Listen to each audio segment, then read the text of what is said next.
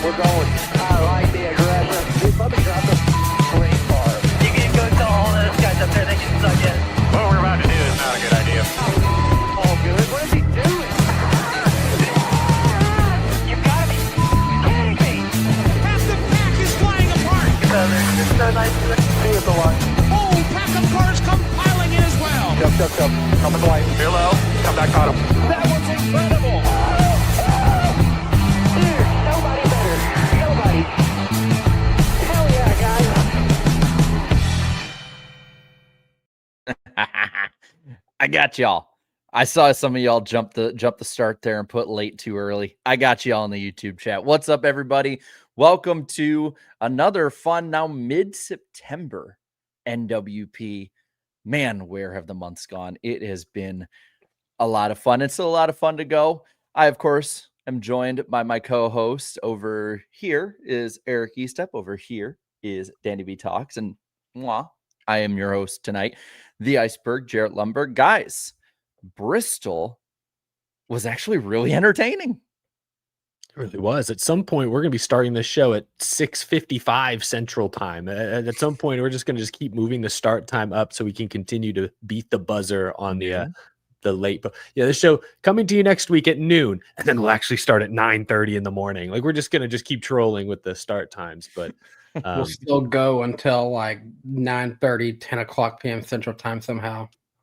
I love one thing off topic before we get into Bristol. We always we never coordinate our outfits. But like I've noticed the last few weeks, we've all been wearing like football gear, Vikings for you, usually Texans. We got Tennessee Vols and stuff over here. This week, though, we both went with baseball hats for no reason at all. Just coincidentally, we're both wearing baseball hats, and Danny's got the magic. Damn it, Danny! You just ruined it. He just put on a football hat. Man. Boo. I will never be without my balls. Good game. Heck of a game. If no one Have you recovered from Saturday? At Bristol, there were out in the fan zone areas, there were multiple big screens with dozens of Tennessee Vols fans watching the game pre-race. Yeah, like they had them set up around the fan zone and stuff. It was actually pretty well thought out. It's a shame how it went down, but for once, I'm just glad we kept it close with those guys. It's been nothing but butt stompings for years, so we really needed that, no matter the outcome. I was going to say, Danny, I was going to compliment your Magic Mile New Hampshire Motor Speedway T-shirt, which is I am on fitting. brand for this week at least. Yes, good stuff. Sorry, Jarrett. You want to get into Bristol? I was about to say, speaking of butt stompings, JGR as a whole was on it Saturday night. Now, the one that led the most laps didn't end up winning it, but it was pretty clear that if it was up to the racing gods not letting tires completely destroy their races, JGR was in the catbird seat to get the win. Christopher Bell, of course, getting that win. I'm sure we have a few commenters in here that are extremely happy about that. I saw some pre-stream on that one. I saw a lot of Bell emojis. And JGR sweeps the round of 16 with all three races won: Briscoe, Hamlin, and then Bell. And then there's, Ty Gibbs in the background somewhere, but he had 200 laps. He did. Bristol. Then did he finish like 10th? No, he finished 10th. Yeah, 10th place for old Ty Gibbs. I see that they're wanting me to do this real quick. Oh, there we go. Good call. No, Joe Gibbs Racing, dominant first round. Briscoe winning the Southern 500, Denny Hamlin winning at Gateway, and then Christopher Bell swooping in at the end to win Bristol. A race that, yes, I think Ty Gibbs and Chase Briscoe maybe led the most laps. So Joe Gibbs Racing firing on all cylinders. 3 very different track types, 3 different winners, all from under the same roof. And it's all of Toyota. Bubba Wallace had a really strong first round, earned more stage points than anyone else. John Hunter Nemechek had a couple of top 10 finishes. Corey freaking Heim finished 6th in like his 6th Cup start. I mean, Toyota just can do no wrong, it seems, generally speaking. They're not immune to the occasional F-ups, like Denny Hamlin had a wheel fall off. That's going to bite him here in a couple weeks. But Toyota just, they're looking really, really good right now. I thought for a split second, had Alex Bowman known how to get a good restart at all, he might have had a shot there. They definitely had him in a good position. So I think I had him as the underdog last week, and that was a good call. Yeah, Alex Bowman, I think a couple guys, playoff guys, deserve a lot of credit. First, Austin Cindric, who I thought was probably going to be safe. He entered that race plus 11, but there was no guarantee. It's Austin Cindric, Bristol, unpredictable. He shows up, qualifies third, runs in the top 10 most of the night, would have probably gotten a top 10 finish if the car didn't catch fire. He did his job with his back up against the wall. So I wanted to give Austin Cindric a shout out. And then, yes, Alex Bowman, really, really good run. I thought if that race goes green, would he and Hocevar have been able to run down Brad Keselowski? I'm not sure, but it would have been fascinating to watch. I think had they not got that fire out on Cindric, Bowman probably would be in the playoffs still. It's a fair point, honestly. I don't know if you saw it while you was in the media center or wherever you were at on the track, but when that was going down at one point, they were only a point apart from each other. So I came down. I was up in the press box most of the night, which was like my first time ever in the press box anywhere. So shout out Bristol Motor Speedway for letting me get up in that bird's eye view. But I went back down into the track, and as I got into like the infield, very small infield at Bristol, obviously, I saw the smoke billowing from Cindric's box, and I ran over there, looked up at the like big screen, at the big Colossus TV overhead, and saw it was a 1 to 2 point deficit. It was like Elliott and Cindric at that point were right there. Bowman obviously was. The thing is, I think Bowman was running. I think he was second at the time. I think he was second at the time. So I'm like, he can't really get any more points probably. It's going to be, can they get this fire out? And there was a report somewhere that Cindric's team was prepared after what happened to Josh Berry's team. I don't remember where I read that, but it's like they communicated after what happened to the 21. Be prepared, this could happen, and maybe that saved their season, frankly. Well, it was the Fords that like had the worst of the, like everyone had at different points, maybe a little fire and then it went out, but the Fords like had the lasting fires. And of course, Josh Berry with just the no good, very bad, basically month now, 3 straight last place finishes. I mean, we knew he was probably like going to have to win in this race. And we knew that probably wasn't going to happen, but you'd think we would at least see some kind of valiant effort. I don't think that's ever happened to anyone in playoff chase history ever. It has to be the worst playoff round ever, right? I know SVG going in as high as he was and falling out is, pretty looming, but Josh Berry definitely had a worse time than SVG. That is true. SVG at least had a 16-point lead that he coughed up. He didn't finish last in any of the races, let alone all of them. Yeah, no, but Josh Berry, and you feel bad. The first race was the team's fault. I think the setup was aggressive. He wipes out on lap 1. Second race wasn't his fault really at all. I mean, they were tight racing, but Chase Elliott kind of overcooked it and got into him. And then Bristol, I think it was kind of a roulette wheel, and it landed on 21, sadly. But yeah, that's miserable. That's rough. Just again, kind of in the vein of JGR, and you mentioned it earlier. I mean, Briscoe and Ty Gibbs were the class of the field all night, and Ty Gibbs has run very well at Bristol before, and you kind of had the feeling that if this had to be his race to win. Like if he's not going to go out and lead a bunch of laps and challenge and then go and get the win, it's going to be a tough climb uphill for him to get any win by the end of the year. Bristol was kind of like all the eggs in that basket, it seemed like. Yeah, I won't rule out like New Hampshire even, which has been good to JGR in the past. He'll have opportunities. I mean, that car should have a win by now. So it really is just, He may win Talladega Fall. It feels like that's a race that more often not, someone who's not in the playoffs usually wins that one. So it might come at something like that even. But I'm with you, Jarrett. Like this was his best track remaining, I think. Is JGR the team to beat the rest of the way? I know there's been a lot of talk about that. I mean, I think they're the most likely. I don't think it's a lock. I think now the question is, do they get more than 2? This will be fun. Over, under, not even over, under. Let's just go down the line. How many Joe Gibbs Racing, or let's just say Toyotas, because the 2311 cars are aligned with them. How many Toyotas make the championship 4? Originally, I had 2. I had 2 coming out. I had Bell and Hamlin. I want to add Briscoe now. And Yeah, honestly, Briscoe's my championship pick. Bubba Wallace looks pretty good too. Like, I don't think it'll be 4. I think 4's we're getting overzealous. But I think 3 is on the table. What do you think, Danny? In terms of Toyotas in the Final Four, Yeah. I'm going to go at least 2. Now, I'm not going to roll out Penske yet. I'm really not. Like, they come into this, Cindric and Joey below the cutoff line, and we'll get into that more, I'm sure. But I like this round even for them. We know that they have good speed on flat tracks. Like, go back to, Cindric winning Gateway a year ago. I know didn't this year, obviously, but New Hampshire can be a good track for him. It's been a good track for Joey in the past. Kansas Speedway has been a good track for Joe Logano in the past. The Roval, well, I will say SVG is likely to win that. Cindric has a good road course experience, and he might come to play there too. So I'm not gonna say that they're in any danger in this round by any means. And then we get to that last round. Austin Cindric won Talladega earlier this year. I'm not gonna say that JGR is just guaranteed to get all their cars into that round. I agree. I think there's a world, though. I think there is a realistic world where 3 Toyotas do make it, and that 1/4 guy is Ryan Blaney. I think there's a world now where Hendrick Motorsports, I think they're reeling a bit.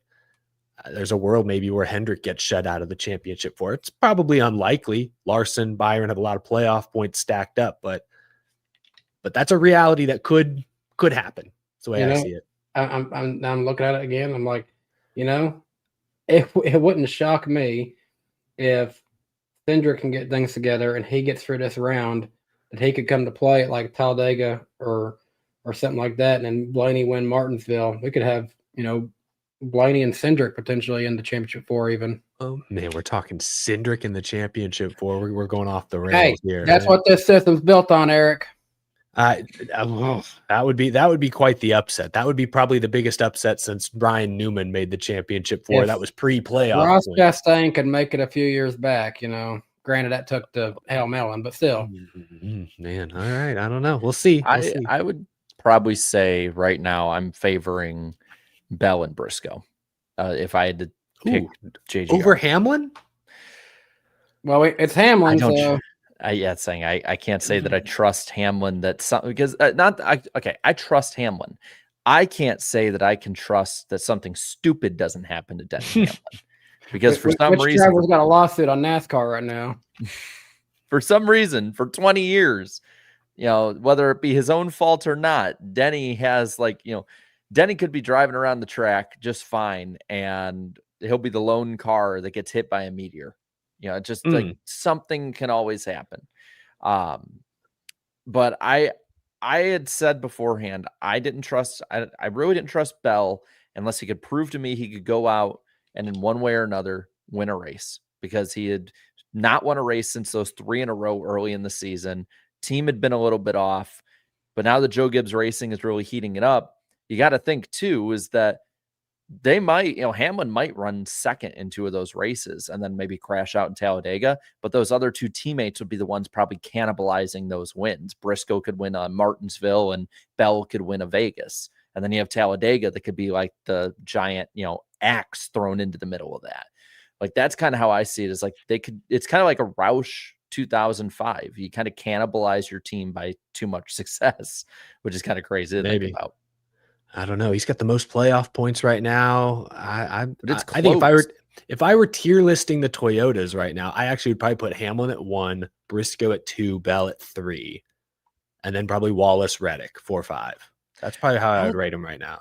I mean, granted, 3 races, to my opinion, it's still too small of a sample size to really take just a ton from. But I think Briscoe's led something like 450 of the 1,100 laps run in the first round. Like, he has led an insane amount of laps between, especially Darlington and Bristol.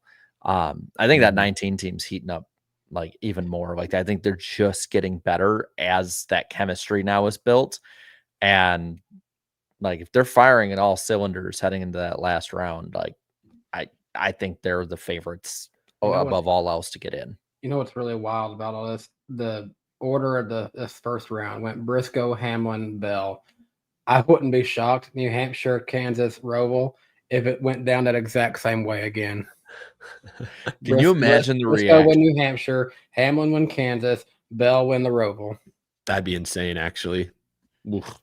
Well, before we kind of get into the grid side of it, we can honor our fallen playoff buddies here.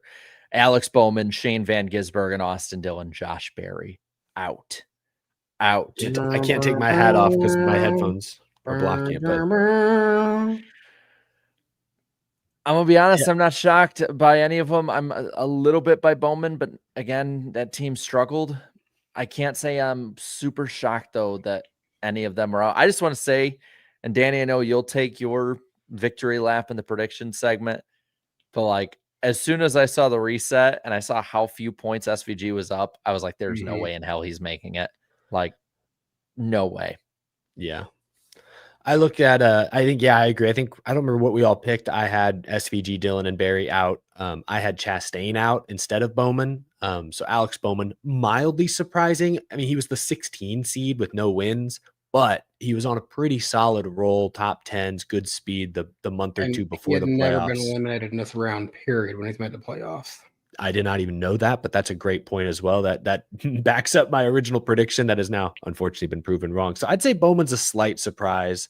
We get a Hendrick cars now out of the playoffs. So now officially, I mean, I guess Penske, if you include Barry, Gibbs with Ty Gibbs, and now Hendrick and Bowman, the big three teams now are officially down one soldier as we head into the round of 12. So it's kind of an evenly matched battle there. Danny, I want to get your take though as a Bowman fan. Like, he had some good moments this year, but still kind of looked like the fourth Hendrick car. Like, are you worried at all for Bowman's job security going into, contract talks next year? Do you think Blake Harris or the team needs a overhaul? I mean, it doesn't feel like Blake Harris is the right fit. But I mean, he had such a great crew chief before, good relationship with him. He steps away just for personal reasons. It's hard to fill that role when you have a driver and crew chief that had pretty good chemistry like him and Greg Ives did. But it's I don't know. A lot of people have been saying for years, "Oh, Bowman's got to go. Bowman's got to go. He's not as good as teammates." Well, what do you expect? I mean, it's like looking at the let's just say me and Eric's AFC South and saying, "Oh, the Titans should be kicked out because they're not as good as the other three." Well, there's four guys. They can't all be on the exact same level as one another, So what do? You kick out Alex Bowman and you bring up who's even next in line for that? Because we got Zillish already going somewhere. So who do you replace him with? That's the question. Who do you think is going to be better than Alex Bowman? And what happens when you put him in there and he's putting up worse numbers? That's the hard part. There will be a lot of free agents potentially next year, but I'm with you. Like, last year, there were the rumblings that Justin Haley might have had a handshake deal to go in that car at some point. And then, I don't know, now I feel like Justin Haley's stock, if you will, is pretty low. There's talks he may not even stay at Spire. So, like, yeah, would Kyle Busch be an upgrade over Bowman 5 years ago? Absolutely. Would Carson Hocevar? I mean, he's got more upside. And I think got more upside. I think I would be okay if Carson and Alex essentially swapped seats and Alex took the 77. Because I don't think that Alex Bowman needs to take a major downgrade in any way if he's no longer Hendrick Motorsports. Kind of like, to a lesser extent, we saw JJ Yaley. He stepped out of the 18 and he went to the 96, which was supposed to be getting support from JGR. Wasn't great support, and that just didn't go well. But that was JJ Yaley versus Alex Bowman. The first team of the JGR graveyard of support. Yeah. So I don't know. The 77 with Hocevar has had moments where it looked like I could win races. So if Alex Bowman does have to step away from his time with Hendrick Motorsports, been a good run, and I'd probably still keep supporting him no matter where he went. He could probably. I mean, I don't know who would be in there, but if Cindric doesn't perform, maybe the 2 is an option for him. It'd be kind of a lateral move. I was talking about that with MVR owner this week a little bit in some text, and I thought that was interesting because it made me think, well, wait a minute. Didn't Alex Bowman originally start in ARCA as a development driver for Penske? Did he? I don't even know. So, right? He did. You would know. He did. Yeah, that's interesting. Go ahead, Jarrett. and I said this in my post-race stream, and I know that the team is, I think if you're looking at the pie chart of blame here, is the biggest reason. And by a large margin, that he's eliminated. But to me, it is inexcusable for a Hendrick Motorsports car to be bounced in the first round, just like it is for Team Penske. And I'm talking the main team, like Team Penske and Joe Gibbs Racing. And I kind of put him in the same bin right now as and I think he's above these guys, but as a Ty Gibbs, Austin Cindric, like, y'all need to prove it. And if he had gotten a win during the season or had run like his teammates did and earned more stage wins and playoff points and all of that, Alex Bowman would be in right now, but he's not, because he didn't perform up to the standard Hendrick Motorsports is at. So there's two options. We just talked about the nuclear option of getting a new driver, or it's Rick Hendrick goes in and shuffles things up, and he's been proven to do that before. And I would trust the brain trust of Hendrick, Gordon, and Knaus to figure something out like that, whether it be internal, around him, whatever that might be. But I do think that things need to change for that 48, because I thought going into this year, he was somebody who could be a sneaky round of 8 entrants. Like I really did. Yeah, but I agree. He's woefully under performed. And I think that some things need to change. Yeah, and I think that's the point, is this elimination, as far as the last 3 races, aren't on the driver. What's on the driver, at least partially, is the last 3.5 years where he's only gotten 1 win, and it was a darkness shortened rain road course race. I mean, like that's the problem. That's why I agree. I think they probably do need to shake things up, or if they don't, if they run it back with Harris and Bowman, I think those first few months next year are going to be pivotal, because if they slump or if they lag behind like they always have, a lot of free agents to go talk to. I could see a host of I'll say this also. I asked the question about pressure because I think Eric Hendrick and them have already sent a message that they need to shake things up, because they swapped out half the pit crew this week. Pit crew messed up 2 weeks in a row. They said, all right, that's not good enough. You're out. New guys, you're in. So if it goes on much longer, driver and crew chief could be next on the chopping block. What's funny is they had swapped with Hocevar's team. Is that who they swapped with? Yeah. And at the end, but until that last caution came out, Hocevar was actually shaping out to beat Bowman. That was the funny thing. It was literally, it looked like it was going to be decided by pit strategy between the 2 rival pit crews that had just swapped. It was just a note. It was crazy. Just a note for the sake of fair and respectful journalism. I verified. No, Alex Bowman was not a Penske development driver. He ran for Cunningham Motorsports in ARCA, which did run Penske font in the number 22, and it was a Dodge, but they were not specifically Penske affiliated. Good to know. Look at that. Big J journalism on the NASCAR Weekly podcast. And with that, as we've now been respectful to the fallen playoff drivers, the 12 remaining. They've been going on the bottom of the screen, but we have a graphic for it too. I got to say, I'm just still so surprised 29 points is the gap between first and 12th.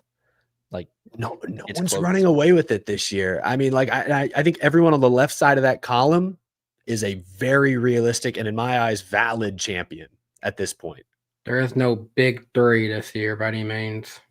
No, it's a sinister 6. I gotta say, that lack of wins for the 9 team is now starting to bite them. Those wins they let slip away. You're plus 5 going into the round, and it shapes up decently. Like, it is a decent set of tracks for him. But you can say the same thing about Bubba Wallace. You could say the same thing about Joey Logano, and to a degree, Tyler Reddick. Though Ross Chastain won Kansas last year. I'll tell you what worries me in this list. I like these first 2 tracks for Bubba Wallace, but that +1 scares me because I do not like the Roval for him.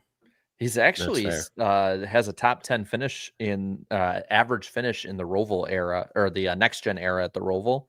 Like, he's actually been consistently good at the Roval. Like, I still wouldn't trust him, but yeah, that's fair. Yeah. I would say I wouldn't trust him over the 6 in the other column, but I trust him way more than any of the others in the right-hand column.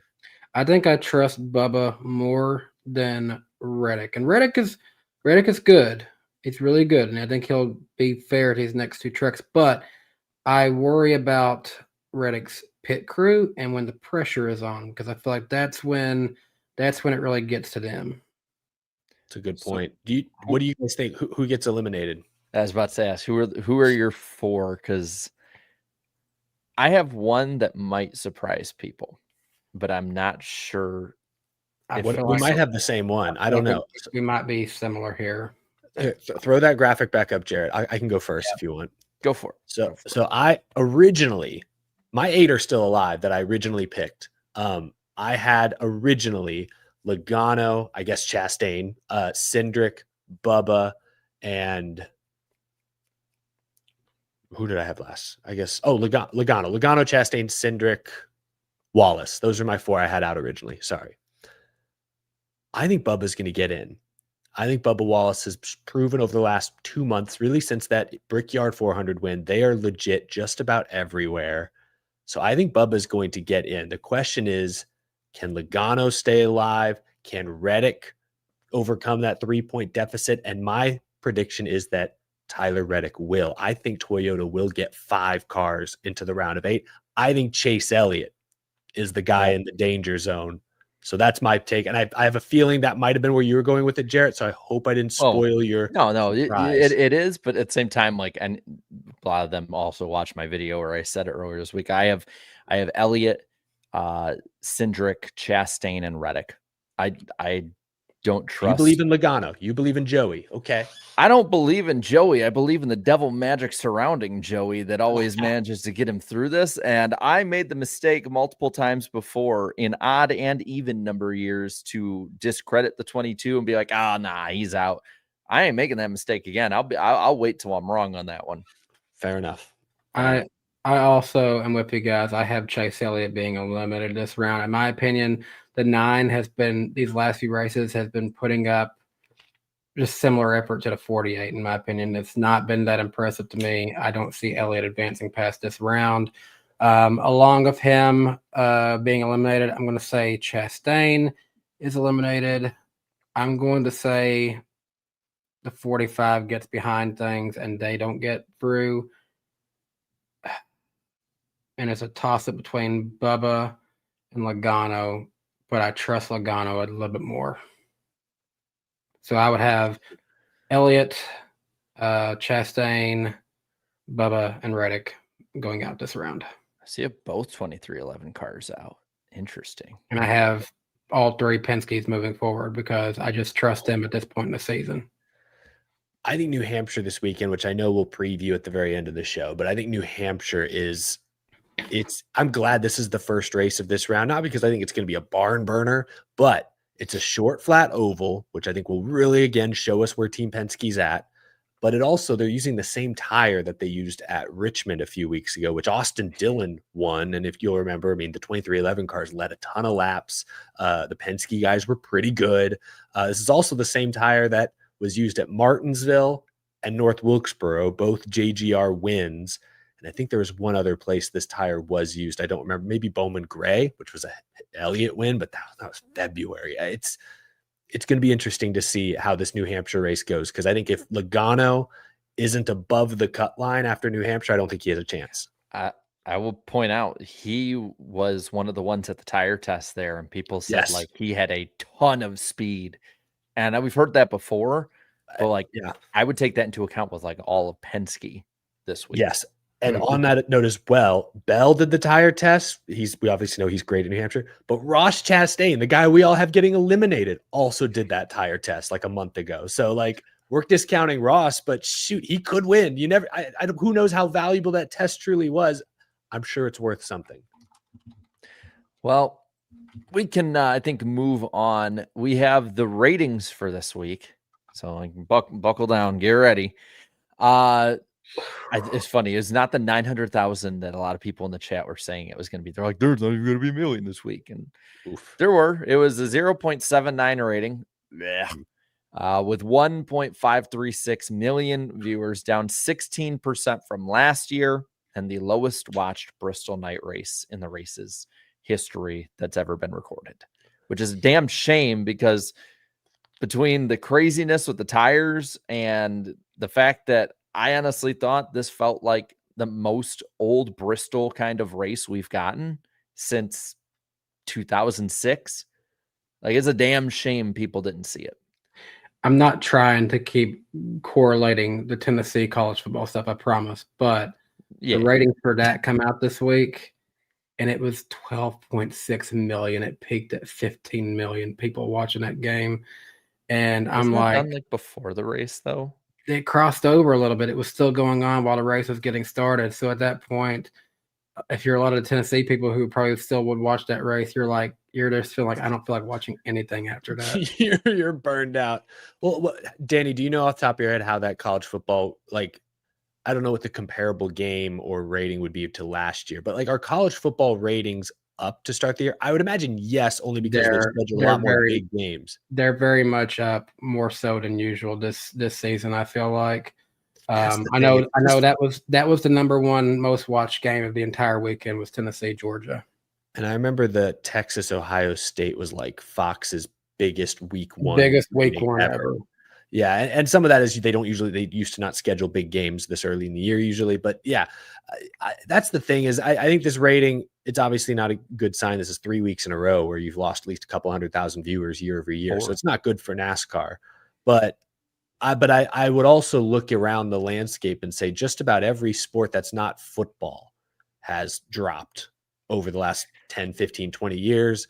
And it does feel in a weird way, now that we're in the fall season officially, that college football and the NFL are drowning out the competition more so than ever before. Maybe this is anecdotal. I feel like more and more my algorithms are feeding me more and more football than I could ever remember. Like I used to consider myself a fair weather football fan. I can't get away from the football content. Dude, your wife would appreciate hearing this. I am a Tennessee fan, but X is giving me nothing but the Auburn, Oklahoma banter this week, and I don't even follow these accounts. I'm like, okay, wait, I feel like I'm in a different love the chaos, but come on, I don't even like these teams. I feel like I'm in a different planet because I have had none of that experience this week. It's so weird. I'm not trying to interact with. Yeah, I'm not trying to make excuses because there's obvious endemic problems with the sport. They're not reaching the core audience like they should, and they're obviously not breaking into new audiences as they should. But there's also the real things like USA Network cuts. There's more cord cutters every year. Football it's always been competition. I feel like it is bigger than ever before now. Like there are some, call them excuses, you can make. At the end of the day, though, NASCAR needs to make more inroads. If you keep letting football drown you out year over year over year, eventually there's no coming back from it. So yeah, it's a shame to see the first few races of the playoffs now, the ratings have just, the one that just really just baffles me was the Darlington rating, that like 1.8 million people or whatever it was tuned into the Southern 500. I get it's on USA Network. It's been on USA Network before and not done that bad. So that's the one that really to me was like, holy moly, what just happened? And is it coincidentally, week one of college football, week one of the NFL? I mean, I don't know, but it's IndyCar ending one day and it's starting to make more and more sense to me. Yeah, I mean, IndyCar ended right before football and got a big rating. So I think there's a lot of problems NASCAR has. I think one of their biggest problems, though, is the NFL in the fall it's more dominant than ever before. And college football is on their heels as well. Well, I mean, that's at least in the short term, but I would say with the heavy-handedness of cable in it, NASCAR signed a bad deal outside of the money. Like it's a bad deal. I mean, listen to this. Since the first week of March, we've had 2 network races. Yeah, no, I agree. 2. Mm-hmm. Whereas last year, from the beginning of March on, we had like 15 or like, do you know the data, 12. Jarrett? Is this season the most cable races in NASCAR history? Yeah, I don't even have to look at it. Yeah, because that's unfortunate. Because even the first, because you had like TNN and other ones like that, but you usually had about like 10 races that would end up being on one of the major channels, at least since the 90s for sure. I mean, the 2001 to 2006 deal had like maybe 3 or 4 races a year on FX, maybe 5 to 6 on TNT. Mm-hmm. You had 13 Fox races starting in 07 to 14 on top of 12 and then to 3 ABC races, and then you had the most recent deal we had. And I don't, I'm saying in here, a lot of people talking about it, and it's like TNT is still good. No, it's not. It's like the network is nosediving right now. Behind the scenes is a complete mess, and all of their major sports are either jumping ship or making huge cuts. There's just no way around it. They took, like we talked about it the last couple of weeks, they took the money and ran, and it was at our expense as fans. So Yeah, I think so. Go ahead, Danny. Sorry. Oh, okay. I'll just make this note real quick. I just got curious because I was like, we're at NBC for this portion of the year. So I was like, well, before NBC, NASCAR will be on ESPN during this time of year. That was the last broadcaster who had the rights to this portion of the season. And back then, well, felt like it was okay, but they were still competing with football, I'm sure, because they were hosting a lot of football games, like per day, per week. So I was like, how many football games does NBC host a week between college and NFL? Of the networks they could be with, this is actually the one network who cares the least about football. They have one Sunday night NFL game, and they have one Saturday night, Big Ten Saturday night is what they label it as. So they only have 2 football games per week that NBC does. And of the networks they could be with. Yeah. Well, not typically even them. They do other ones now too, but still they have one per week. Or for college, one NFL per week. So of the networks, they're with the one that theoretically on paper doesn't do as much football. And that's why they paid NASCAR the big money to have the races this time of year. So now Jarrett's exactly right. And we knew this coming in. We knew they went the opposite route of IndyCar. IndyCar said, let's make our races accessible. Let's hopefully expose them to more people. We're going to take less money. May not be great for the health in the short term of our teams, our tracks, but we need the exposure. NASCAR said, hey, people still know what NASCAR is. The teams are over here wailing about more money. Let's get them and ourselves in the tracks. Let's get the industry more money and hope our viewers are willing to adapt. I think it was always going to be a trade-off. I don't think anyone was surprised when the Amazon Prime viewership was a little lower than most cable races. TNT, which was new this year, down a little bit. I think the only, ratings really haven't been a topic of conversation all year until the last few weeks because we've been on USA Network. The Southern 500's been on USA Labor Day weekend for years now. Why was there such a drop-off this year? Suddenly, is it the car? Is it the playoffs? Is it fatigue? Cable subscribers going down? Is it football? Is it now it's just everyone's suddenly searching for answers because it's the last few weeks really where this has suddenly gotten to a point where I don't think everyone expected the summer ratings to go down, and they did. We expected that. Fine. Nobody expected the fall ratings to drop like they have the last few weeks, and that's why this has become a talking point. So, yeah, I don't know. I think NASCAR probably has access to far more data than we do. I'm sure they're parsing through it, but for the time being, they got the money. The teams got their money. Fans are going to have to work a little harder to watch races, unfortunately. Well, one thing they don't have to work hard to do because it's easily accessible is vote on the poll each week. I asked them what they thought of the Bristol night race. 13,000 responded. 63% said it was a great race, 26 good. So 89% net positive, which is looking down top one of the playoffs, obviously. But outside of the summer Daytona race and the Atlanta summer race, that's pretty much one of the top races of the year, especially of the summer into fall. Then 7% average, 4% negative. Spencer Purcell was the first commenter. Was it positive, negative, or meme? I see Spencer in the chat. I'm going to say meme. Although he says I picked great, so maybe it's positive. I want to go positive. It was a crazy race. He says pretty much the whole race Saturday night in a nutshell. Quote, "You need tires, you idiot." So it's a meme this time. There it is. Yep. I forgot to add too that this is the 4th ranked Bristol race that we've done on the poll out of 12. Only beat out by the 2020 Bristol spring race at 93% positive. I remember the that 2021 night race. And we were all at the 2019 night race, which I believe is the top, either the top 1 or top 2 or 3 voted on the poll all time. Wow. So That's crazy. This race being the least watched night race at Bristol ever is being seen so positively by those who watched it. Hopefully that means next year's night race goes up. I don't know. just any race at Bristol goes up at that rate. Jarrett, never mind. This is a topic. This is a question for you after the show because it's going to require you to rifle through your papers, and I don't want to make you do that when we were supposed to be hosting the podcast. But never mind. Off topic. We can move on. Give me more comments. I just want to say one quick thing. So I was trying to look this up while we were on the topic of the ratings earlier. We have 27 tracks a year. I know NASCAR doesn't want to do this, but if it ever came to a point that we just can't do this in the fall no more, 27 races in a single season, it's decided by points. Just saying.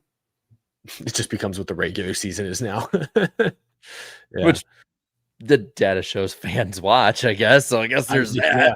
We just cut out the TNT parts in the USA. Yeah, I'm going to ask the question anyways because I want to. If maybe it's easy for you to get. I'm curious. So 2024 Spring Kansas. One of the best races we've ever seen, ended with the crazy photo finish between Buescher and Larson. One of the highest rated races, I'm sure, in our poll and every poll's history. I think that is number one, I think. What were the TV ratings for spring 2025 higher or lower for that race?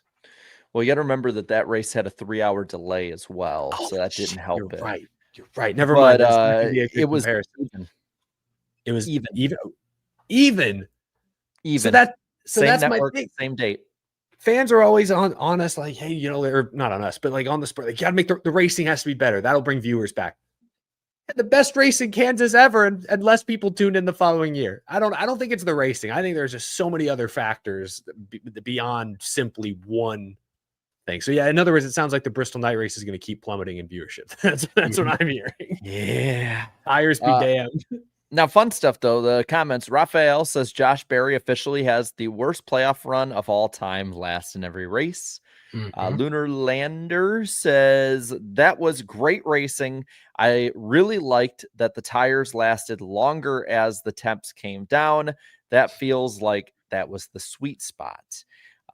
Robert says almost classic Bristol. As someone that grew up watching 90s Bristol, this was pretty damn close to that. Really enjoyed it. I gotta say I agree. I mean, I thought this was as close as you're gonna get.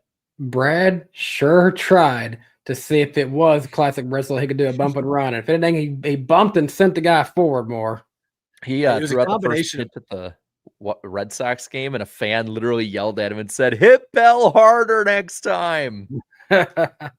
It was a combination of things.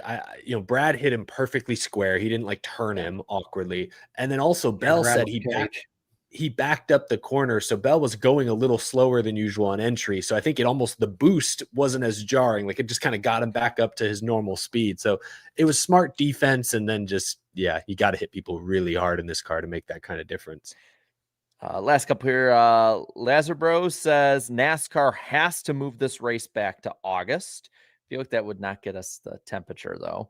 And then Oscar says peak Goodyear aura, which leads us now to the gutter, which I got from. The only bad point about the August, look at what happened at the baseball game. Just saying. Do they even bring it back next year, though? After how much definitely of a disaster not. Definitely it was. not. They're not doing that baseball game next year. Yeah. Connor leaves the gutter comment, says, might be an unpopular opinion, but this race was terrible. It felt like a super speedway race, and this car is the worst thing to ever happen to motorsports. So Connor, tell us how you really feel. I can't really disagree with everything you said. That was the poll. There were two other races to talk about this past weekend. The Xfinity race. Actually, I thought the Xfinity race was pretty fun as well. I was surprised the races got better as the weekend went on. I was not expecting that. I would agree. I'd say ARCA actually was pretty good. But ARCA at Bristol is always pretty good. But overall, I honestly thought this was probably one of the most enjoyable Bristol weekends. Maybe I'm biased here because I was there since 2019 for me. Where I enjoyed aspects or a lot of every race that I watched. I think the original spring 2024 tire fiasco weekend, I was there for that one. I think that was a little bit more fun because it caught us off guard. We had never seen that before. But then this one was good in the sense that, oh, hey, we haven't seen that in a couple times since 2024. I can't believe it's back. It's like welcoming an old friend. Yeah, it's so hard for me to have a perspective on that because this was my first Bristol weekend in 5 years, really 6 years since I was at like a full race. So it's like, yeah, I thought every race was a blast, but also I had a bird's eye view in the stands, up high for all of them. I didn't have to watch strictly what TV showed me. So it's hard for me to say how good every single race truly was compared to past years. I thought the Xfinity race was fun though. I mean, it looked like Connor Zilich, he had to work for it. Sam Mayer put up a great fight much of the night. But it looked like Zilich had his 5th straight win in his sights. They opted for tires, and the tires didn't really wear in Xfinity like they did in Cup, so Almirola was able to hang on. But Sheldon Creed, 15th second place finish without a win still. So that's the bad news. But he's now above the cut line, and he rallied at the end. And it was interesting that with Almirola winning this, they had talked about like how they figured out the strategy, and it was like looking back at like an old race that Noah Gragson ran, and how it was like 100+ laps on the same set of tires. As long as you got that track position, that's the thing is like Bristol definitely still has, I think, work long term to do. Just because I don't think it's perfect. I think this weekend and especially the Cup race, just perfect circumstances to produce some pretty good racing. But I have to say, like, I love hearing like how, because Denny always talks about this, but hearing like Almirola, another driver from that generation, talk about how he and his team do their homework before. And that's how they find out some of these crazy ass strategies and other things like that. I think Almirola has the same amount of Xfinity Series career wins, or is like right near Connor Zilich, which is kind of funny to say. I actually didn't know Almirola had that many. 9 or 10, if I'm not mistaken. I could be wrong. Chat will let me know. Speaking of Zilich, he got his 15th straight top 5 in a horrible race. I mean, it was just terrible, man. I thought he was going to win it. He was up there for a while. I mean, Killed his average finish. Oh no, he has more than Almirola. Oh, Almirola got a ways to go to catch 19-year-old Connor Zilich. Oh my God. Yeah, there is Zilich all the way back in 5th. What he's falling off, man. I don't know. Like this hype train is off the rails. I want to give a couple of shout outs. Jeremy Clement's 9th place effort. I feel like it's become harder and harder in recent years for those truly independent teams to crack the top 10 on a regular basis. Like Clements was a playoff driver just a couple of years ago. So for him to finish 9th, been kind of an up and down year. That was cool. And then I know I give this guy a shout out every week because shoot, he's earning it every week. Brennan Poole, another top 10. That's 5 straight top 15s for the Alpha Prime Racing driver. He tells me all the time, like they're balling on a budget. He said to me this week, they have probably the 34th largest budget in the Xfinity series. And they've been top 18 in points all year, ran top 10 all night long. Was really impressed to see what he could do. And especially after the spring race too. Yeah. Oh yeah. Back from that huge impact. Yeah, no, for sure. I'll give a shout out just outside of the top 10. Dean Thompson, 12th place in a number 26 car. Good for Dean. Good to see him making some noise in Xfinity Series a little bit. Yeah. Yeah. I mean, I really like that kind of 7th to like 19th scrum. Is just so fun to watch. Oh, and I want to give Harrison Burton a shout out as well. I know he's in the playoffs, but I don't think anyone expected him to make a lot of noise in these playoffs. He was top 10 all night, plus above the cut line now. So no, good news for Harrison. And yeah, I see the comments. Yeah, that's right. I did have a cameo on TV pre-race. Hopefully people saw the pre-race show. Had been doing a few content things the last couple of weeks with East Tennessee Foundation, who are still working on raising and allocating money for the region in the wake of Hurricane Helene.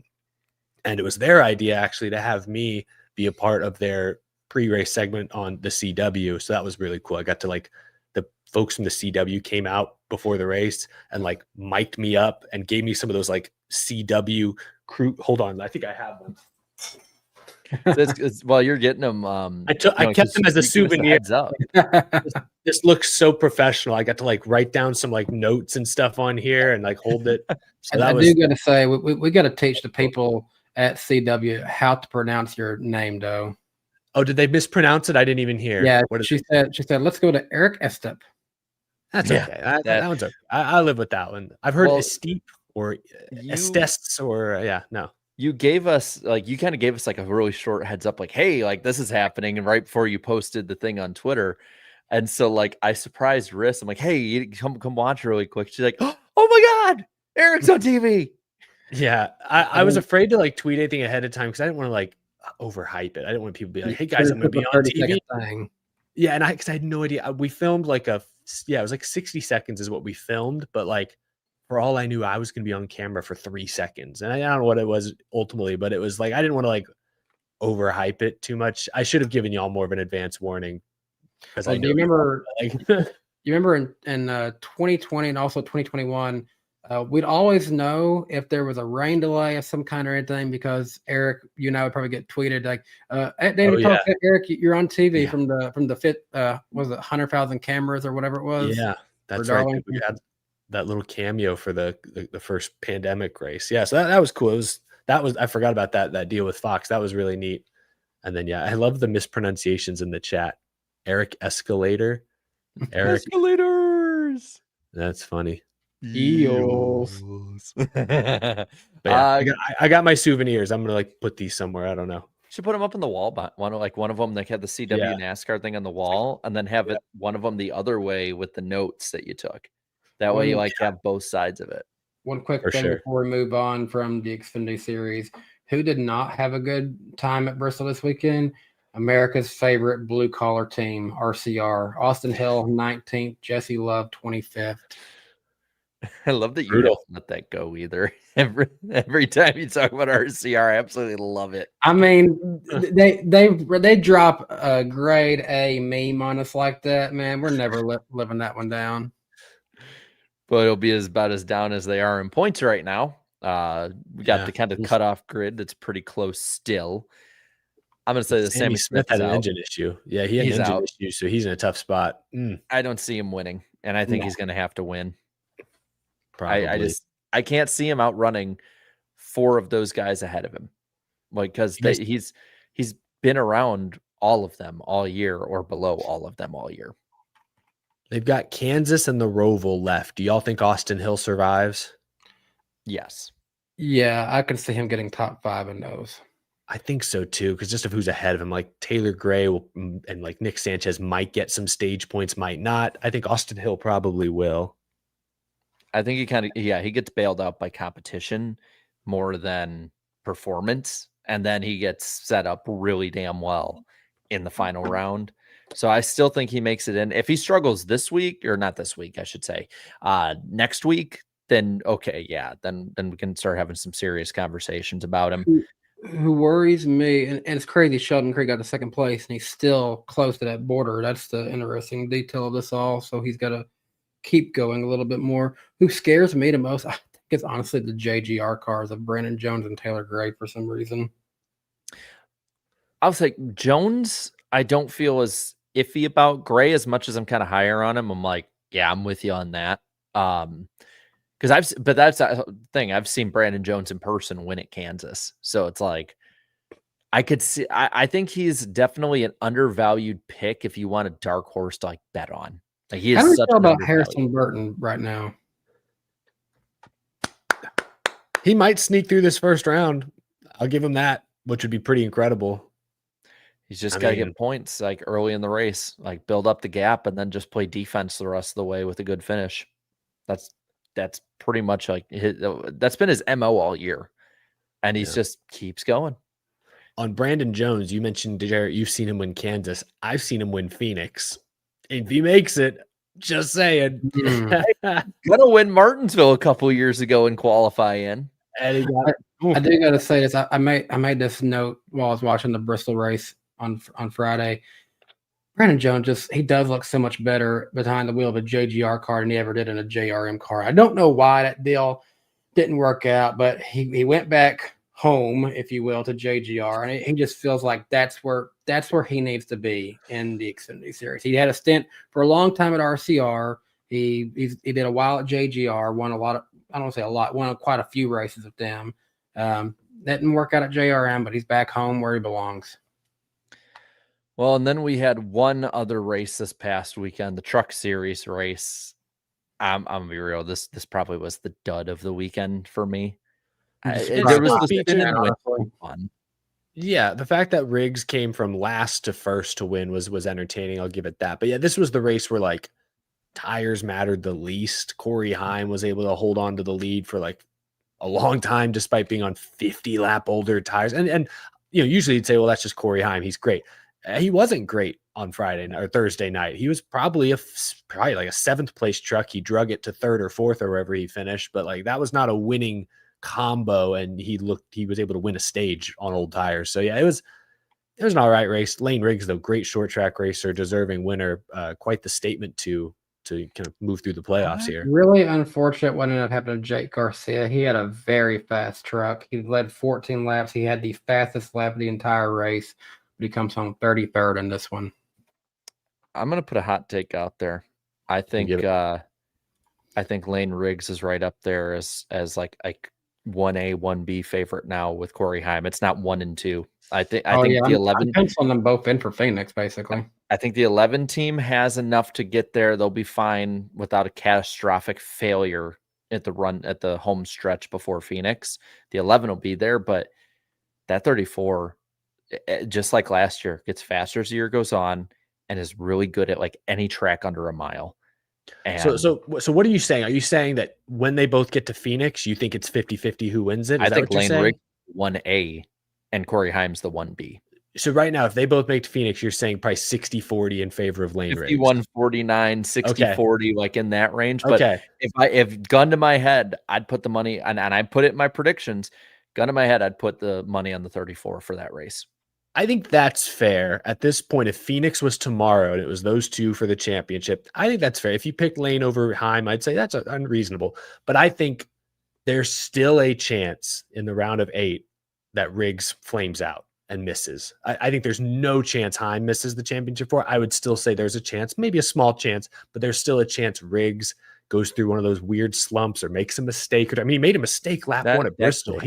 He's lucky he didn't get wrecked harder, and was out of the race. He's like, he wasn't out of the race lap 1. So I think I would balk at your take only because I think there's still a realistic shot Riggs flames out before Phoenix. But if he gets to Phoenix, I'm with you. I might give him the slight edge over Heim just because of how good he is at short flat tracks. Well, I just got to point this out. I know it's only just Bristol to go off of here, basically, but I talked about how good Jake Garcia looked. They're actually, as a whole, 4Sport looked good this weekend. Ben Rhodes got 2nd, Majeski 4th, Matt Crafton 10th, actually. Oh, wow, good for him. They looked legit, and they've looked better in recent weeks. And I'll pop up the they're kind of like a Logano. Don't doubt them when the playoffs come around. I know Garcia is -14 as they run, but if ThorSport is starting to get better and better, like I can't say I trust Raja to advance on. Yeah. Or Caden Honeycutt, even for that matter. Yeah, I mean, there's some doubts there. I will say though, Chandler Smith, like anything that can happen has so far. Man, he should have been right there with Lane Riggs for this run, in my opinion. I don't know what's going wrong. He was running 4th when they had, what was the issue they had this weekend? Chat remind us. Something broke, obviously. He was running like 4th when it happened. I feel bad saying that these truck races are just so damn bland with the way Fox covers them. And then you have Eric Brennan, the GOAT on the ARCA side, who's just like nailing it. Power steering. Power steering. Okay. Thank you. Yeah. No, I was in the press box for this and they had the TV broadcasts, and not to make this a TV debate or discussion, I don't want to get off the rails, but to go from the Eric Brennan led ARCA booth to the Jamie Little led truck booth was jarring to say the least. And I think she had Harvick and Logano had been there as well, trying to as color commentators, and they were okay, but it was just the whole thing felt disjointed compared to the ARCA broadcast. And the ARCA race obviously was no classic, so it was jarring to see that difference back to back like that. Man, well, that was a fun, big, long weekend for sure. Eric Well, let's Brennan's go. going to get his chance to be promoted when Jamie Little's calling the Daytona 500. Oh, stop. You're going to speak it. Everyone's going to speak it into existence. Let's go to the super chat stage break. How about that? Let's do it. Yeah, I think we can be, for the most part, pretty fun and happy with that. Irvin Alvarado left 2 before we went live, saying, coming soon, NASCAR on Fox, AI NASCAR story with bad AI generator and weird spelling like Chams. Can't wait for Jeff Gordon's AI NASCAR story. And then trophy saying NASCAR Winston Cham. You suck, Fox. Also says, by the way, your chat, all Chams today, be a Cham today. What's the Cham meme? I don't know what's going on here. So that meme is that they did an AI of Aaron Rodgers, and when they showed the Super Bowl win, it said Super Bowl Chams. They misspelled Chams because they're using AI because it's a lazy ass broadcast. And I've been told you NASCAR is the canary in the coal mine. Fox just across the board is not what it used to be. And then Alex said, hey guys, I'm going to Loudon this Sunday. Just praying to God it doesn't rain, and I'm definitely going to envy the winner of that big old lobster, as the commercial likes to say. I'm sure lobster. if Denny wins it, he'd gladly give it to you. If there is rain and they run it on Monday, I believe the 19 will bring out the Martin magic. Ooh, interesting. I keep forgetting like that was a thing for a while, but it's looking pretty good for the most part. Then happy 50th birthday to the GOAT, Jimmy Johnson. That's right. It's his 50th birthday, and it's fitting because his 50th win, if I'm not mistaken, was at Bristol. Well, what do you know? Barn Cat says, hang the banner for Harrison Burton as he is now AM Racing's best driver with 2 top 5s and 10 top 10s over Brett Moffitt's 1 top 5 and 9 top 10s. I won't even say hang the banner jokingly. Like, that's actually really impressive. That's a very good year. Yeah. SK Abels last year.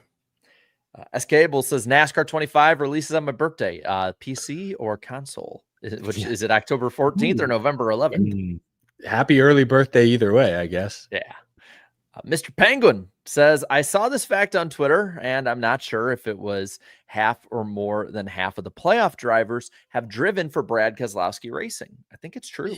I think it is like 6 of the remaining 12. Yeah, did at some point or another. That's true. Stephen Gibson says, I would watch out for Darrell Wallace Jr. in the round of 12. 23-11 is great at Kansas. New Hampshire is going to be solid if we base it off Gateway, and his best road course in general is the Roval. Yeah, I'm with you. I'd buy Bubba stock.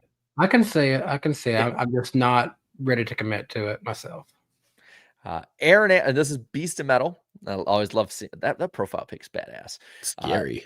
Says Aaron Andrews pulling a Mike Joy style hissy fit over criticism of broadcast quality says a lot about Fox Sports, but Jeff Burton lying about NBC's role in the playoffs days later says a lot about sports broadcasting in general. Yeah, we can talk about that for a brief moment and then finish out the last few super chats here.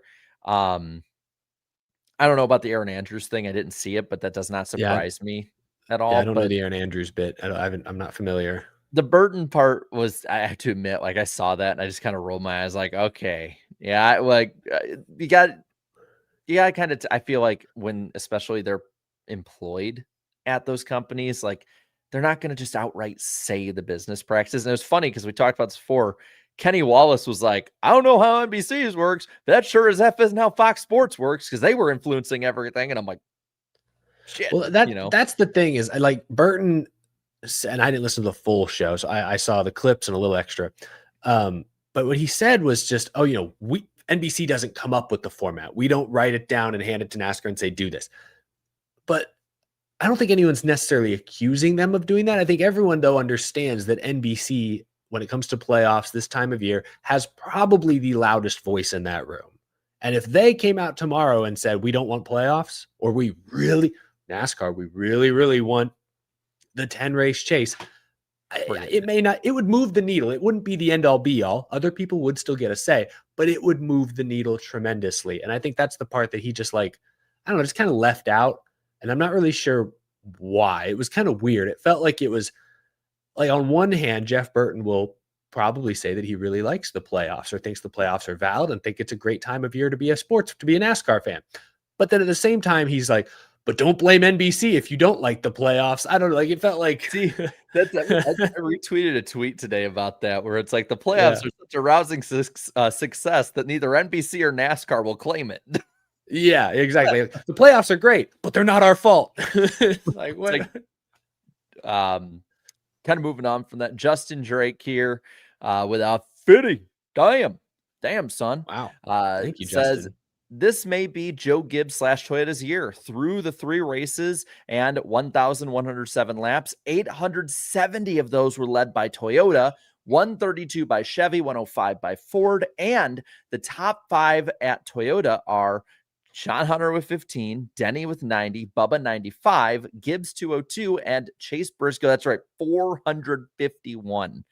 That 19 team, I feel like they're on the right and ready to have like 2 MTJ level laps. Is Bell not even on this list? And he has how many wins? 12. He led 12. Well, for the first 3 races of the playoffs. Oh, my He bad. led 12 laps I on get Saturday confused. night.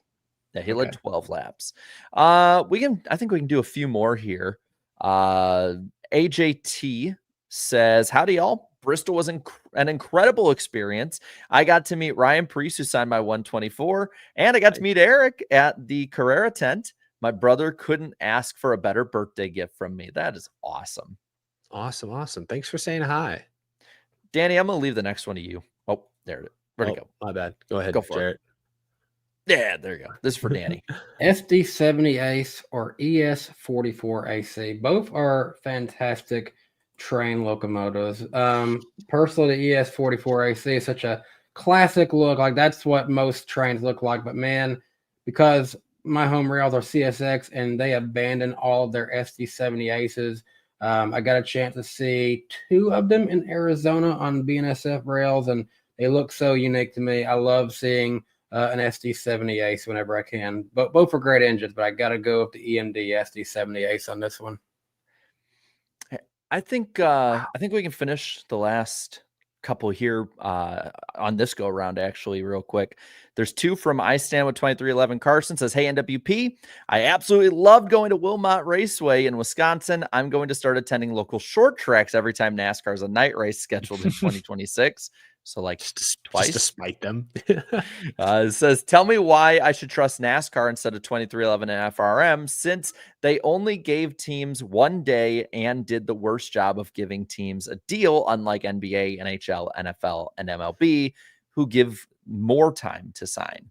Well, I think that's a big point of the lawsuit. That is a big point of the lawsuit. Yeah. I mean, I think there was a lot of buildup to that, kind of 1 day window, I guess. But yeah, I mean, I guess we'll see as more comes out. We'll see just how greasy that procedure truly was. Next one here covers one of the things we had in the lightning round. So Fred Dog 81 says David Land wasn't too happy with the Phoenix doubleheader scheduling for IndyCar. Do you think it benefits NASCAR more, or if it benefits any series? How would you have scheduled the whole weekend? I'm going to be honest, and this is from my experience at Indy. I don't think it benefits anyone. I mean, I think the fan bases are so different that, like the IndyCar fan base when we were there versus the NASCAR fan base for the Xfinity and IndyCar doubleheader, it was like night and day difference. Like, people left for the NASCAR race or came in, and I think it'll be a fun TV thing, but I think it's nothing more than that. Yeah, I don't think it's a huge needle mover for either series. I agree there. I don't think it hurts either series either. No. And I think it's a great opportunity for Fox to promote the weekend. And I think it's a great opportunity as well for fans. Like, I was not planning to go to Spring Phoenix next year because, I go to the fall race. That's probably enough. I mean, although I guess maybe I won't do fall next year since it's not a championship race anymore. So maybe I will go to Spring Phoenix because it is now, if you're just a race fan, broadly speaking, that's a destination race now to get to see open wheel and stock cars. I've never seen an IndyCar race on an oval, so this could be a great opportunity. Now, I didn't watch David's video. I don't know what IndyCar's history at Phoenix is, or perhaps lack thereof. I'm not sure when they last raced there. I don't even know if they've raced there ever, frankly. I don't honestly know. I assume like they 2019, I think. Yeah, I assume they had, but I was like, it's been at least a few years. So maybe it doesn't have a great history with IndyCar. That I do not know. What I thought was interesting, did y'all see Jenna Fryer's tweet? It was sort of a tongue-in-cheek. She said, "This screams, see, we let other people race on our tracks," from NASCAR, which I thought was funny until you realize that this is essentially replacing the Iowa date on the IndyCar calendar, which is also a NASCAR owned track. But it's still, that made me chuckle. I was like, oh, that's kind of a funny way to look at it. But I do gotta say, since I just spent like so much time out in Phoenix for a while, I never actually once went and saw the racetrack while I was out there because it's not really in a convenient spot in Phoenix. It's out of the way. It's really far out of the way from everything to do in Phoenix. And everything to do in Phoenix is like right in the middle, and then everything more north is a little bit more, I don't know, attractive to go to. That's where like Scottsdale and stuff is. Yeah, the track is like southwest. It's only Scottsdale, like 20 Glendale, those cities. Yeah. It's only like 20 to 30 minutes from the city, but yeah, it is kind of Not like far down from the airport. It's really not. Let's it's finish just down out out of these the way. last ones real quick. Sure. NWP Pick Monkey says monkey picks this week are Bellenheim. I stand with 2311. Carson says glad Heim, Zilich, and Larson didn't win. In 2024, Truex Jr. retiring is the only reason I paid attention. I would have quit NASCAR when NASCAR made the team sign the charter deal if it wasn't for Truex's last year. Carson has just become like, I feel like because he's like got that nice, cheese grin on his face, and he's always for him. I feel like he's smiling when he sends these super chats, but when you actually read them, you're like, does he actually hate? Does he hate everything we talk about on this show? We spent so much time on NASCAR, on Zilich, on the lawsuit, and I'm starting to think he hates all of it. It's contrarian. We'll do the last two more here. One from Gavin, who says, all right, everyone, as the leader of the Kyle Larson fan club, I officially announced that we have reached red alert. It is time to panic as our savior has fallen. P.S. It's not done easier. Oh, well, in that case, it's okay. And then Rodolfo says, as a law student, I'm going to miss NASCAR UT law. And I think one more here. Which UT? He said Texas. I did ask him. He said Texas. There we go. All right. And then Malia leaves the last one here for now. Eric, my husband and I loved meeting you at Bristol. I was dumb and forgot to bring my Out of the Groove shirt for you to sign. We love your content. Thank you. That's awesome.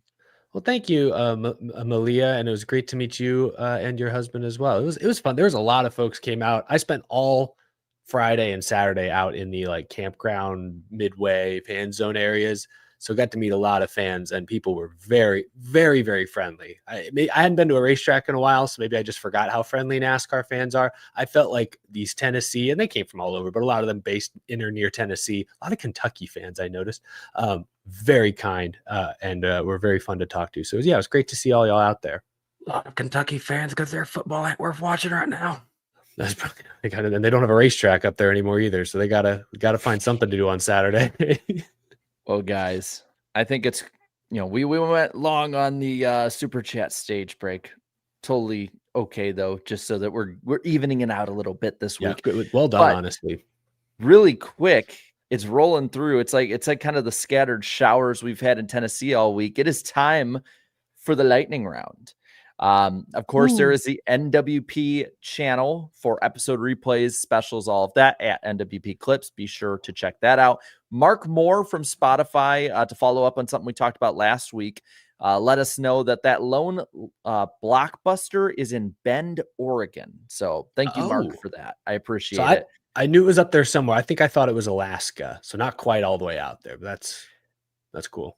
NASCAR 25's gameplay trailer is coming out. They had the millionth teaser today. The awards banquet, the awards banquet will be Tuesday, November 4th in Scottsdale, 2 days after the championship finale, streamed live on the NASCAR Tubi channel.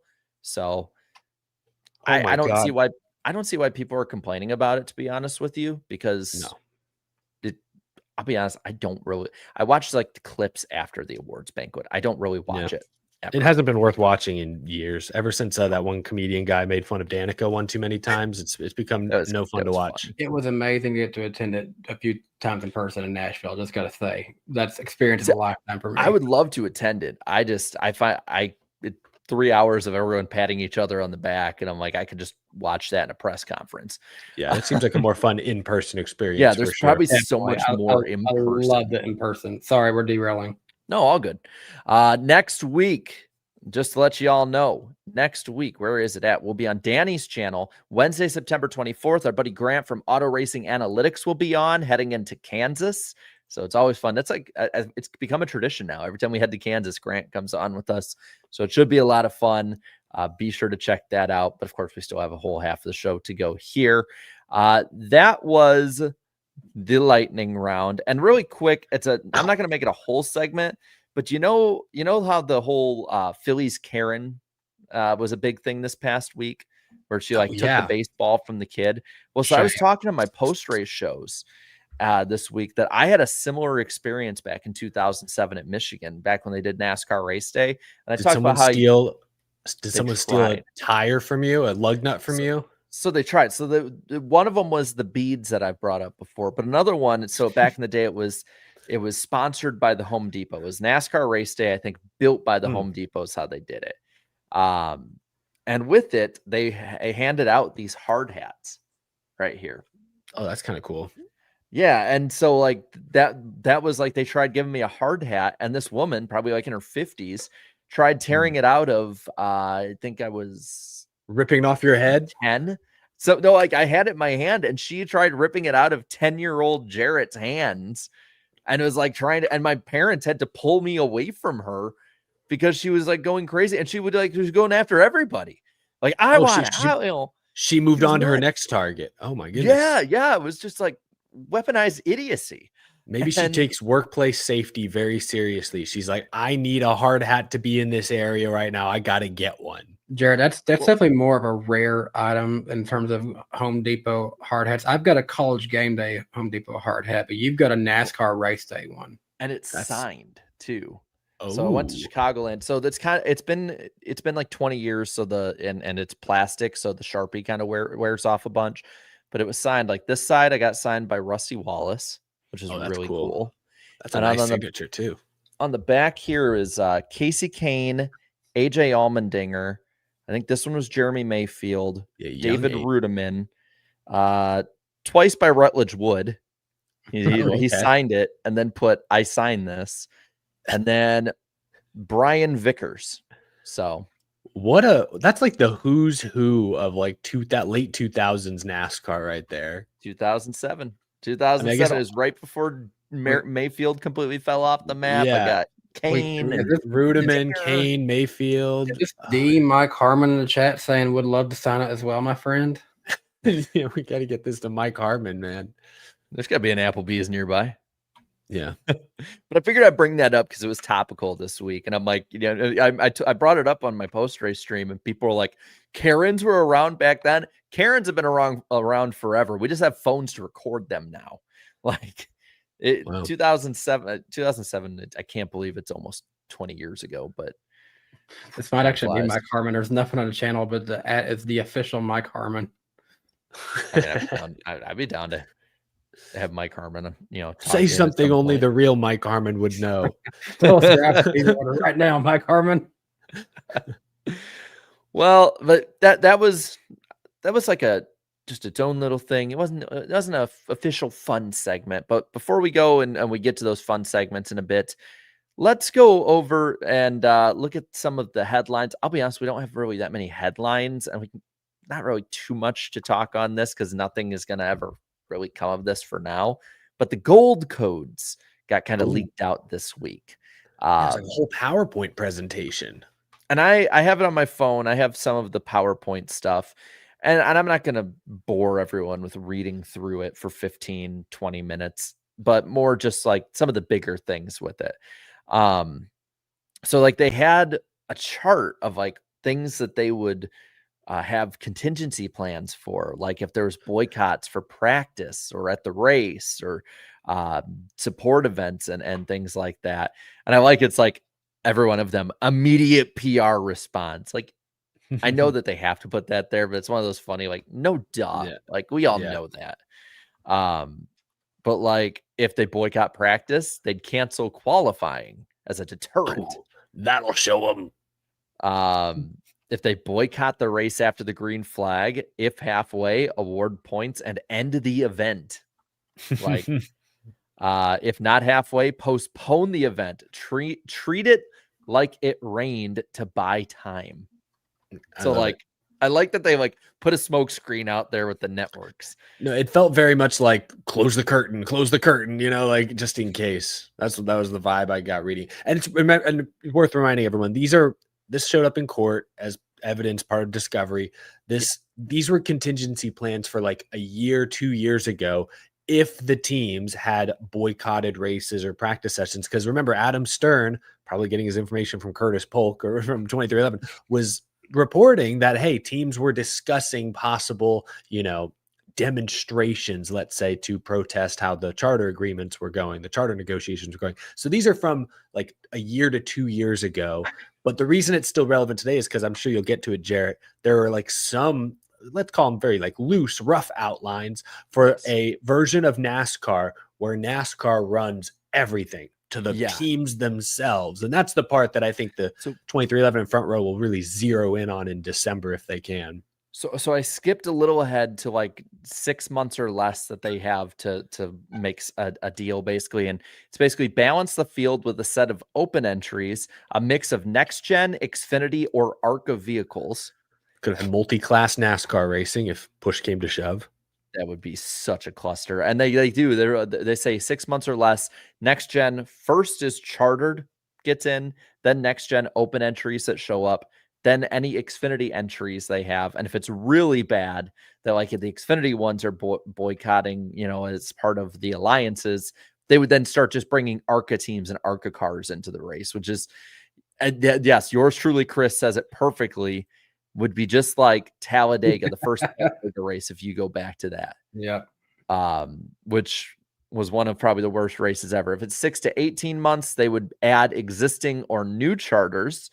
And they list teams that would be options to them. Now it's not confirmed if these were the actual, like ones that had like, oh yeah, we'll sign on. But they have like, Xfinity Truck, IMSA, IndyCar owners. They have like JR Motorsports, Sam Hunt Racing, Andretti, Ganassi, Ray Hall, McLaren, a bunch of other ones like, like that new owners. And they're like Phyllis Newhouse, John My Menard, favorite band. Mumford and Sons. No, I'm just kidding.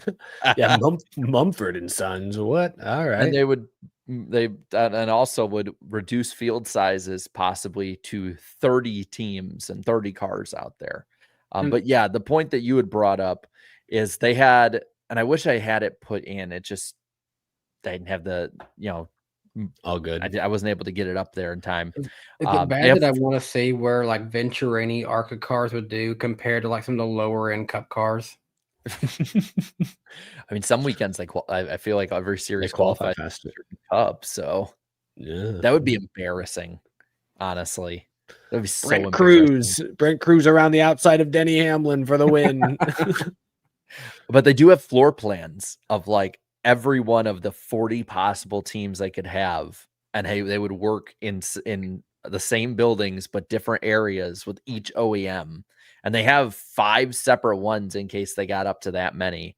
And it's just insane. They have like the amount of money allocated per each one. They would they would supply everything from parts to buying pit crews basically, and all of the resources around it, from like even haulers. It's absolutely insane to think that if the teams like actually all stood up against NASCAR, or a bunch of them did, like how different this year would have been in particular.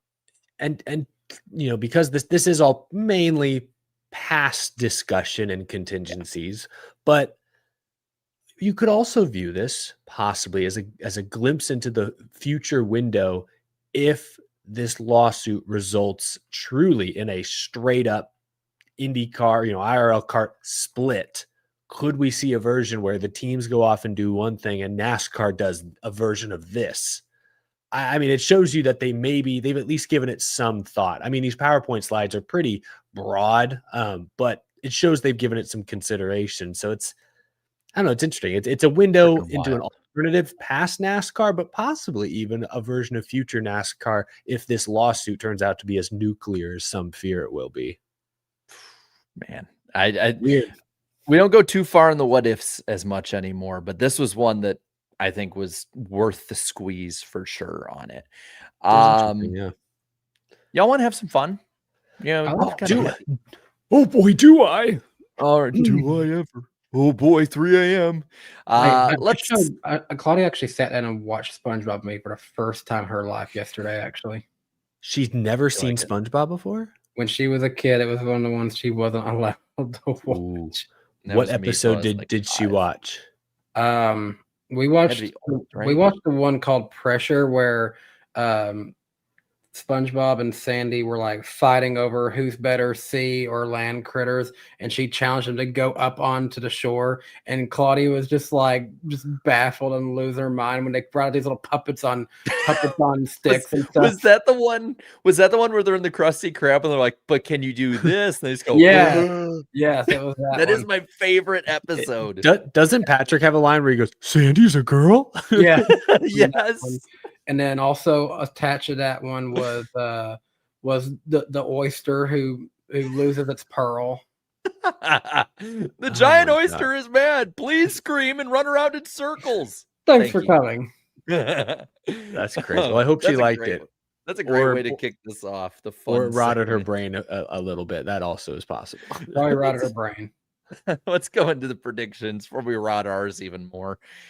So the predictions, each host makes 2 NASCAR motorsports show related predictions. Hell, at this point now we talked enough about SpongeBob. That could be a prediction if we had some like that. Predictions are kept track of each week in our accountability sessions, even if I don't want it to be this week. And we'll try and keep them relatively concise, but no promises. Danny said at least one of the top 8 seeded drivers would get bounced in round 1. SVG, step on forward. Oof. And I don't know why this one's red. I had it in green. I think it went back. You said the Bristol night race. All time. I said the last 20 races, but still. Yeah. But I think those were the last 20 or so were actually about the only ones recorded. Oh, okay. So but either way, that should be green. So you'll be fine, and the percentages will account for that. And you said Dawson Sutton would get a top 10 in the Vols truck. Now that one was wrong. Top 20, I think. Yeah, I think it was like 17th or something like that. Eric said Connor Zilic wins the Xfinity regular season title. Just cleanup duty on that one. And that 3 of the 4 Penske affiliates would make it out of round 1. And that Cleese McFarland would score a top 10 in ARCA. Dang it. He was like 18th or something like that. I will that. say with the percentages, by the way, I made sure and did clean up to make sure that all the percentages were correct. So if there's a little that don't add up, that's why. I was just making sure this week that they're not like way off, which a few of them were a skosh off. Fortunately, mine is going to be lower because I did put this. Catherine Legg would lead more Xfinity Series laps than Chris Wright. Chris Wright just announced that he'll be back in the Truck Series this week on, wonderful. But this one is pretty much confirmed to be. I said Alex Bowman would be in the round of 8. I made this one in like January. Dang. Said the Bristol night race to score 35% or worse on the poll when it came to positivity. I made that one after the spring race. That seemed like a really good prediction at the time. I said the Cup race get 1.3 million or less viewers. Almost. Oh, you were close. You were all over that. Yeah. And I said the Cup winner would lead 200 more laps. Christopher Bell led 12. So Danny leads us at 37.31, Eric 35.06, and me at 31.88. So we're still under like about a 5% blanket here. All time I lead at 37.89, Danny at 33.33 repeating, and Eric at 32.97. So we're getting real close, but Danny leads us off this week. All right. At least 3 out of 4 JGR Cup drivers will finish in the top 10 at New Hampshire this weekend. I'll stick with Joe Gibbs Racing and say JGR continues their streak and wins the Cup race on Sunday. I'll stick with the Toyota one. Toyota sweeps the weekend.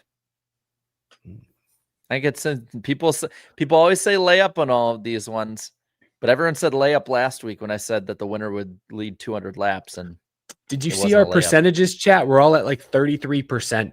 We usually are wrong. From JGR to former JGR drivers, Harrison Burton will advance into the Xfinity Series round of 8. Ooh, all right. I'll go Cup Series elimination. I think that a Hendrick car will get eliminated this round. All right. I think I'll do a fun one off the top here. I'm going to say this. I think that the NWP hosts 3 NFL teams have a combined record of 1-2 this week. I don't know who's going to be the one to win. Vikings play a Joe Burrow-less Bengals, but they've been, I'll be honest, the Vikings have been trash for like 7 of 8 quarters this year. And one of those was against the Bears, so take that as you will. The Texans play the Jags in Duval. Need a win desperately. The Colts, the red hot Danny Dimes Colts, play. Put that man back in his Duke uniform and he's a star again. He went through the KOC quarterback rehab school. But I'm going to go 1-2 this week. One of us will be happy, unlike we all were. We need to be because we're combined 1-5 right now. Brutal. No shit. Wait, the Vikings have the only win of the 3 of us? Yeah, we're 0-2. Texans and we only, and let's be honest, the Vikings only beat the Bears, so that's not really impressive. It was on national TV, though. Everyone saw it. Yeah. Hang the banner. Common loss in the Rams, so. Well, that was fun, but I think we can have even more fun. I think we can go just a little higher. Can you take me higher with the random driver of the week? Let's do it. See you in a minute, chat. I love that y'all had to say bye, chat, and then I'm just watching the chat like, what's up? You can hang out with Jarrett for the next few minutes. What's up? So, random driver of the week, we were tied 29 all between Eric and Danny.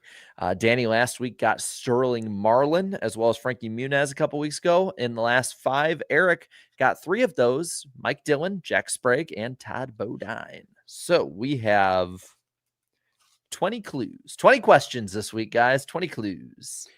If Eric or I get this, we'll reach number 30 for our time doing this. Oh my God. If Danny wins, he'll go 30 for 30. At 30. That's what I mean. 30 for 30. All right. This random driver is a junior.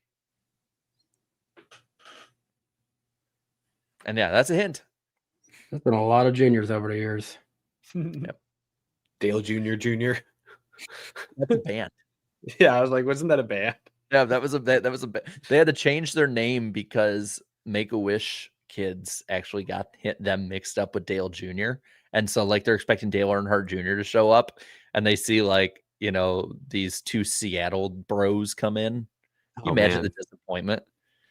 That's devastating. This random driver began racing motocross at the age of 5.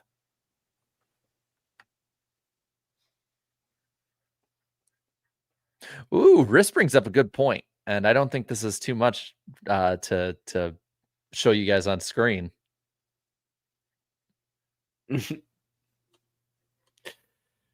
Very well done. That's fair. This random driver was a regular winner at the Rockford Speedway. Rockford Speedway and junior. God bless its soul. This random driver won the 2011 National Short Track Championship at the Rockford Speedway as well. Ooh. Yes, Rockford, Illinois, for those wondering. The Rockford. I think it's not Sam Horace Jr. then, that's for sure. This random driver finished 2nd in points to Luke Fenhouse in the 2021 Slinger Track Championship. Wow, we're 5 in. The chat hasn't got it yet. Said Luke, how about that? Fenhouse, so he finished 2nd too. Yep. This is a modern person, then most likely. Yes, maybe they're young. There's some vets that race out there.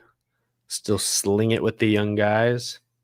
This random driver finished second to Johnny Benson in the 1990 ASA Rookie of the Year points. Okay, this is not a young guy then. I love waiting for you guys to say that stuff, and then I'm like, let's go. I think Eric's I'm got gonna it. throw out a name. Is it Rich Bickle? Is it Rich Bickle? Oh Correct! my! The pull. He got a pickle for Bickle. I met Rich. I think I met Rich Bickle at Slinger in 2019. He was part of I bought like the wristband to meet Matt Kenseth, and he was there too. And I was like, I knew a little bit about him. I knew he was like a Wisconsin short track legend. I was sitting here in the back of my head, like, I think he's a junior. I was literally like, I was embarrassed to say it at first because I'm like, I don't know if he's a junior, but I'll throw it out there anyways. Good on Did you. the I chat would've even get it yet? I would have never known One that. person, and it was, I think, ASA Custom Designs who got it. So I would have never guessed that one. So good job. I'm an honorary Wisconsinite for the day. That's what that means. man, I even had like the amount of times we had tweeted still on deck and everything. That's awesome. I want to don't hear think that. I'm just curious. Eric and I never have tweeted about him. Danny, you did 3 times. I did 3 times. That's 3 shocking. times. Wow. I mean, I've heard the name, but I wouldn't have really guessed all that and that he was a junior. I'm trying to see. Oh, here's a crazy one for you. He raced for Beard Motorsports in the Xfinity Series in 1990. Yeah, so I also said that, also not knowing for sure if he'd run in NASCAR before. He did. I figured he had to have at some point, but I didn't know for 100% certainty. I can't believe I got that. That's like, I'm kind of an idiot when it comes to like historic local racing legends. This just happens to be the one that I've like met before. Like, what were the odds? God, well, you know what's crazy is like I was gonna bring up because he like the area he raced around was the area I grew up. And at the same time that I started dating my now wife and would like, be up in Janesville, Wisconsin a bunch, like he owned a shop up there. So I'm like, I was only like a mile or so away from him at any given time. And I didn't know it. I was just like, are you serious? So that was fun. All right. I'll take it. That was big. Woo. I finally earned some street cred for a change. Usually, Eric's gonna have a badge being like, I know who Rich Bickle is. Hey, Rich yeah, Bickle follows me on Twitter. I'm one of 180 he follows on Twitter. Wow. Atta boy. And I think I looked up what I had said here. I had said the Rich Bickle comeback tour of 2021 is what we all need. Congrats, Rich. And he had just won a late model race or something like that. I said, y'all go see Rich Bickle back in action before that in April. And then in December of 2020, and this is deleted, so I don't know what it was actually about. In honor of the hashtag Snowball Derby, let us never forget nearly a year ago when Rich Bickle put the fear of God into Harrison Burton, only to realize he was yelling at the wrong car. I don't really remember that incident. Oh, wait, that was him. I do vaguely remember that. That's funny. I threw up a comment. Someone said that apparently he hates Carson Hocevar, which does not shock me at all. Apparently he went on a podcast recently and like ripped into him. So that doesn't shock me, but also that's funny. What's funny is like these drivers, I'll pick them like a lot of times weeks, sometimes months in advance for specific dates. Like just because I feel like it fits well. I want to have like a good rotation. And it never fails. Almost every one of these drivers, there's something within a couple weeks that people remember them for. And I'm like, shit. Uh-oh. Yeah. Well, I can't undo it now. So all right, let's head on so while you're doing the intro to the pick, I got to run downstairs and help Amelia kill a bug. So give me like 3 minutes and I'll be back. Sorry. Plot twist. It's a huntsman spider. Yeah, honestly, I don't know what I'm about to walk in. She just texted me and she's like, Cosmo and me are scared of some bugs. I'm like, I'll be right back. Bring the aerosol. Yeah. I'll do Bring my the best. bug. We don't have a fly swatter here. All right. But I'll be back in like 3 minutes, I swear. All right. Well, while Eric is off on bug extermination duty, let's head on into the Magic Mile of New Hampshire Motor Speedway. One big note this week, it's the truck playoff round 1 cutoff. So take that as you will for how it'll go. That truck race is the AEJP EJP 175, 175 laps, 55, 55, 65 is the lap count, starting at, say it with me now, noon start time. This week, Saturday at noon on FS1 and the Fox Sports app, as well as NRN and SiriusXM NASCAR radio. Saturday, it'll be nice and with a 5% chance of rain, sunny all day, sunny and nice. The last truck winner here in 2017, Christopher Bell. You know, I'm just curious because I know we've already got leaves changing here in Tennessee. I wonder if we're going to get some visuals of actual fall colors at New Hampshire this weekend. Dude, I mean, this is about the time they used to race there, and they were pretty good there. But So I wouldn't doubt it. We, at least down here, I don't know so much about up there. We had a cool spell where literally we had some trees they were trying to change. They kind of paused because it got warm again. But up there might be different. They might be full colors. Yeah, I'm just saying. I think it's going to look good either way. I NBC I think will be, or USA will be pretty good at showing us those during the Mobile 1 301. It's a weird name, but it rolls off the tongue. 301 laps, 70, 115, 116. The breakdown, 2 p.m. Eastern time, start time on USA and the NBC Sports app, and then the Performance Racing Network and SiriusXM NASCAR radio. Sunday will be 73 degrees, partly cloudy, 5% chance of rain. Christopher Bell is also the defending winner of that race, which was, done with plenty of rain last year, if you remember, which I thought was one of the most badass visuals we ever saw in a recent NASCAR race. For the pick points, another badass visual for me. I lead with 474, 26 points over the chat, 36 over Eric, 42 over Danny. We're done, chat. I got the Xfinity and Cup races correct with the 4 pick last week. So better yet, let me say this for me and Eric. We're done. We're in it. Cars killed. Points are killed. What's not killed is the bug. I could not get the bug. It was like some sort of fly buzzing around down there, terrorizing the dog. And we don't have a fly swatter. So we have like a kind of plastic like cutting board we use for like chopping up vegetables. I was like fucking swinging that shit like this. I was trying to swat it out of the air, like onto the ground. And I know you didn't film this. Actually, I'm glad not. Anyway, I could not get it. So sadly, bug is still at large. It kind of disappeared though. I don't know. I literally don't know where it went. So maybe I scared it away. Or maybe it went to get its buddies so they could all come laugh at me. We can maybe wash that off of the embarrassment of the bug escape with our truck picks this week. Danny's going to lead us off. Who do you think wins the truck race at New Hampshire? Corey Heim. Yeah, kind of figured. I don't know why I didn't even write that in already. Well, because honestly, Danny took Heim last week at Bristol, and I was okay with that because I felt good about Lane Riggs. I feel good about Lane Riggs this time as well. I'll take the 34. It's Groundhog Day. Yep. All right, chat. I have a feeling I know what direction you're going in, but hopefully you're not. I don't know. Seen some 98, seen some 34. But they can't have 34. Seen some 38. 38, 98 seem to be pretty even. Should I pull them? I would pull them. Yeah, go do a quick poll. Yeah, pull. Oh, yeah. Brony 24 Ever mentions Eckes is in the field this weekend. I think he's in, is it the 16? Mm-hmm. 38 and 98 are your choices. Let's see what direction they go in. Chandler needs a big win. That would be clutch if he was able to pull it off. Oh my God. Is it even. going? It's still even. Oh my God. It just keeps going back and forth. Oh my God. Come on. I think 98's starting to hang ahead just a little bit. Well, I see votes are disappearing back and forth to mess with it. I'm just going to end at a random point in 3, 2, 1. 38 pulling ahead. Just give him Norm. 38 wins it off a technicality. So, by the way, when it says 50-49, it's usually like 50.5 or something, but YouTube doesn't round. That's 107 votes. It's an odd number, so it's impossible for it to be truly 50-50, so I would give it a 38 in that case. So, Chandler is the winner of that one. So I will take the loser of that one. I'll go Ty Majeski. I like the direction that 98's going. I like the direction ThorSport's been in. And I like the track driver combo.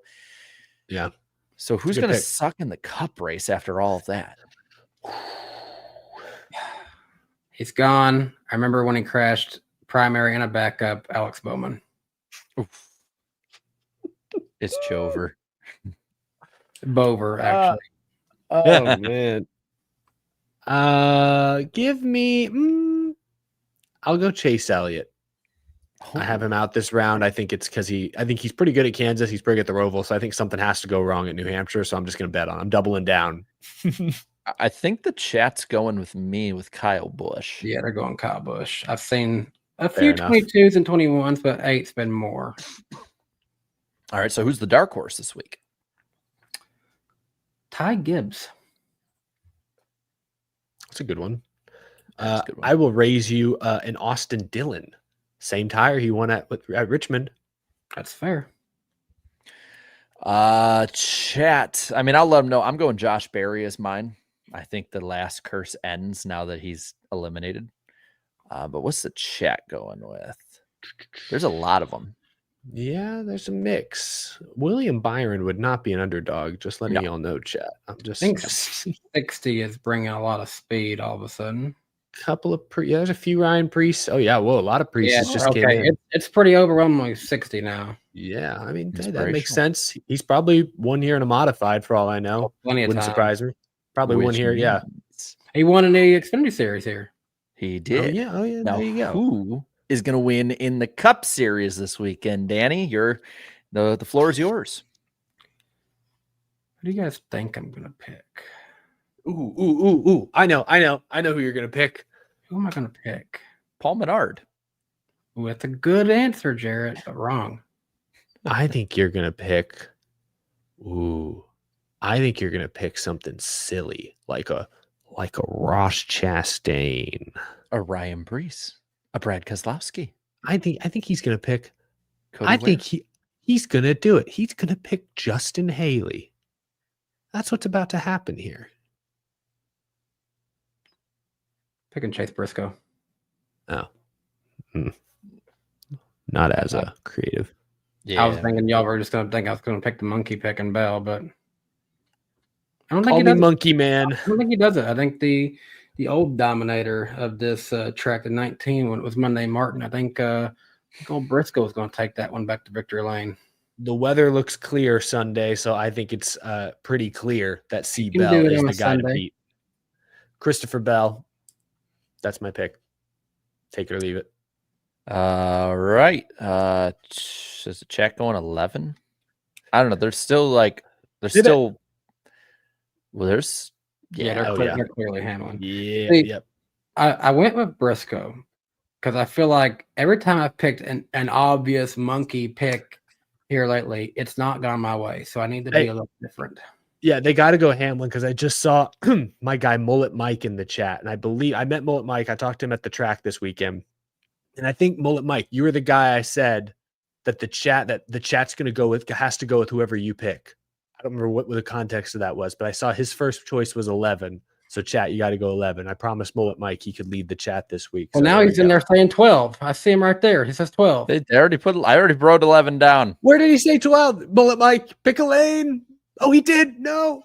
He said 11 first. I think you got to go 11. Give him 11. There you go. Yeah, we're going to go 11. I'm trying to I just was trying to change it though. I saw a lot of 12 start to come in. I got my notes ready here. You know what?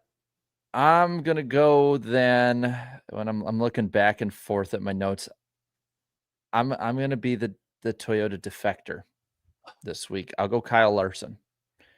I think he'll be decent enough. I mean, he's in the next gen era. He averages a 7th place finish here. Like he's been very consistent, and for me, it was between Kyle Larson and Bubba Wallace. I thought you were going to take Mullet Mike's backup plan and take Blaney there for a second. I was thinking about it. Blaney is so hit or miss at times. So I'm going to go 5 this week, Okay. All right. Yeah, Blaney's hit or miss, but Larson, he's rock solid. You can always count on him. When it comes to this track, he can. All right, He's yeah. very solid here. Briscoe, Bell, and Hamlin. Just 3 guys who have won the last 3 races, and then a guy who's won a ton in the past few years. Just guys being dudes being guys. A lot of heavy hitters this week, that's for sure. All right, well, that just leaves us with our final super chat stage break, which I believe are we picking up with Justin Drake, who says, I think so. I like Jeff Burton's enthusiasm and love for the sport, but when there's 3 different replays showing AJ pull my finger slammed into Denny and he says, is there contact? All I can picture in the booth is the SpongeBob meme. They were hemming and hawing over that Hamlin Yeah. Allmendinger contact for longer than they probably needed to. I don't know. They're just doing their due diligence. NWP Pick Monkey says NASCAR 25 might as well join OnlyFans for how much they tease. I'll take that was my bad. I opened the door for that. That was on me. Yeah. I did not choose my words carefully. Isaac says for Danny, this is all you. A heavy load must be pulled. What trains when you trusted a trio? These are like European, British, whatever theme locomotives. I'm not really as familiar, so I had to look them up. The two E2 tank engines is an E2 tank engine is basically what Thomas the Tank Engine is. A class 28 mixed traffic engine. I looked that up. That's basically what James from Thomas the Tank Engine is. And an A3 class train is basically what Gordon and Henry, the Flying Scotsman type locomotives are. So if I've got one big heavy load European freight train, I'm going to go with the A3 class train because that thing just looks like a hoss. I have the 30 of a 12-year-old. If I have like a kid one day, I'm going to explain to them. I'm going to like show them we're going to go buy a Corvette on the street. And I'm going to go like, that's a Corvette. Like Jeff Gorvette in the movie Cars. Hopefully it gets through to them. I love it. I know, Danny, I appreciate the Thomas the Tank Engine references. That actually did. Yeah. I mean, just think of it like this. You either have one big Gordon and Henry, or you get 2 Thomases and 1 James. So 3 engines might look cool, but one can do the job. Thomas the Train, co-starring George Carlin. Alex says, hashtag new profile pic, just showing off my 16, 17-year-old Hemingway tabby cat Belle. Had her since 2010, and she's still spry for an old lady. Did it since my Corgi Gordy gets all the profile pic glory. Well, a little kitty cat. Yeah, we like cats and dogs, but that's a cute little Belle. I like that. I'll be more Belle biased with the cat since I'm the cat owner here.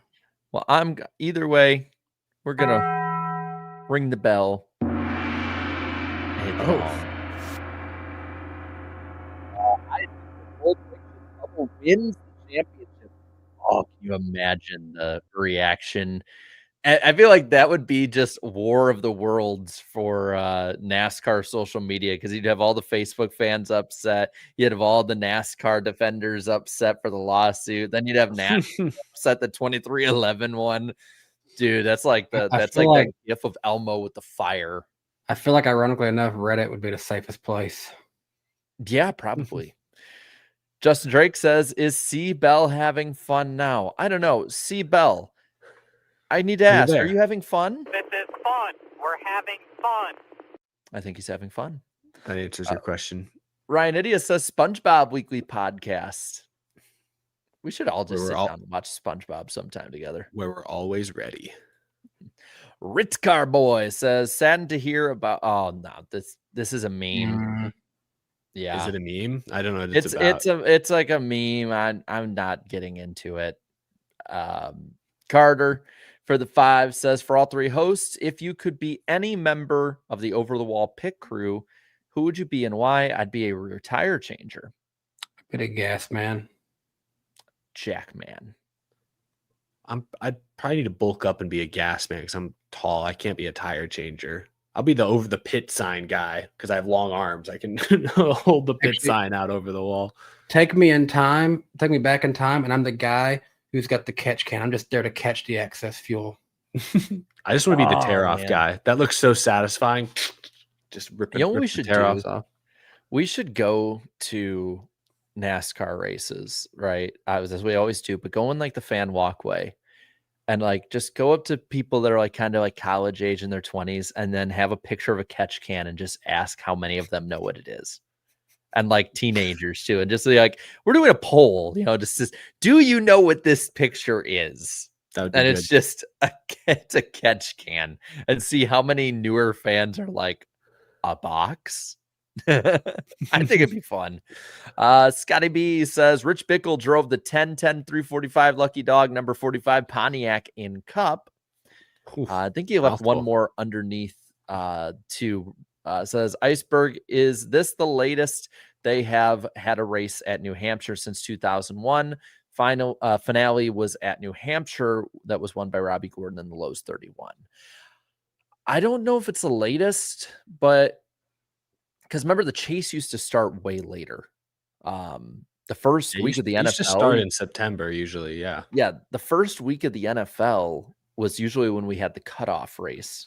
And then we'd start with New Hampshire, then Chicagoland. So I think it's around when they had Chicagoland open it up and New Hampshire was race 2. Then Speedy Racing. No, that's on me. Thank you for this podcast. It brightens my day. Well, thank you. I appreciate. I think we all appreciate the nice. You brighten comment. our day, Speedy. Yeah, we were talking about it last week after the show. Like we have to make a point to let all y'all know, like, you are a great chat to be with every week. Like, Yeah. you guys are always talking about what we're talking about and always really chill. Don't bring outside stuff into it. And like, just, we don't say it enough. Like, thank you for being so cool. Like, Yeah. just round of applause for the chat. Y'all Let's do are it, chat. Bring the gong. No, I But- did not bring the gong, but well, we don't have to bring the gong because we have there it is. for the chat. You guys y'all are have been great. awesome. And We don't mean to ever take you for granted. I just Yeah, we realized, don't say it enough. Jared, hearing you play that sound effect, you had 2 train super chats. You didn't once play my noise. Oh crap! I'm sorry. Keeping you honest. My bad. That's another one on me. Speedy Racing says, as a Lions fan, week 1 was terrible, but this week was certainly encouraging. Also, Eric, I really want you to create perks for your channel. I do it. I haven't done that. Yeah. Maybe in the new year, I might look at doing some like extra content and stuff, but it's just hard to, I want it to be worthwhile. I got to find the time to add all that stuff in, but yeah, for sure. Members And- can watch you play Fortnite like old times. Oh God. His birthday is September 25th. Happy birthday. Happy advance. birthday, Speedy Racing 15. Justin Drake says, Grandpa, Grandpa, look, I finally won. Are you proud of me? Joe Gibbs, you won a stage, you dumbass. Why can't you be like your teammates and win a race? Oh, baby. Dang. We need Michael to just come on just for this super chat and then like pop off. Yeah. Oh my God, that'd be hilarious. Hunter Nixon Fishing says, it surprises me how stupid some people are when I see people on Facebook sharing the picture they actually believe to be true about Bubba Wallace wanting to change the white flag. I swear whoever made that had to be like under the age of 25. And it's like, hey, let's just troll the Facebook crowd. And it worked gloriously. It's so sad how quickly disinformation spreads on the internet. But yeah, I mean, phew. Let's put the white flag on the white flag. Alex says to Danny, technically Henry is a 460 black 5, at least in the old books. Danny, that's all you. Hey, I'm a American who just knows a little bit about the trains over there. I'm more of an American, modern day freight fan. Our trains ride on the right side of the rail. Oh my That's a weird thing. God. I don't know if there's any correct like way for that, because I'll see tracks that are going different directions, and I guess it depends on what way they're eventually going to go and what side of the track they're actually driving on and what direction. Side note, my wife's in a Facebook group for our like town up here in North Texas, and apparently they've started installing some like roundabouts, like at intersections, like at some neighborhood that's all intersections. You're fun for just people. getting those? Well, there's a few. There've always been a few. I mean, I've seen them, but Okay. they're not super common here in Texas. But like, all I can say is the Facebook post has created quite the uproar from local Texans, not sure how to handle a roundabout. Well, that's like there. We have one for the town me and Jarrett live in, and when they were adding one in by the Sam's Club, it had people so messed up and so bothered. Like we just expected everyone to not know how to use a roundabout, and they just go. Remember, Danny? I lived right next to a roundabout. I got to see a car Oh, crash. yeah. Remember, Yep. because I came outside, right? They're like, I just see this car just like fly into the roundabout, and I like look out the window and I see it hit a tree. I'm like, holy crap, you know? Yikes. Yep. Well, And, like, the police so are- I was making fun of it because in the Facebook group I saw that they were having like a whole town meeting about the round, like here, come by here to learn how to use the roundabout. And I thought that's a joke. No way, right? Now you're convincing me that people actually don't know how to use a roundabout. So now I'm a little No, scared for the safety of no. my neighborhood.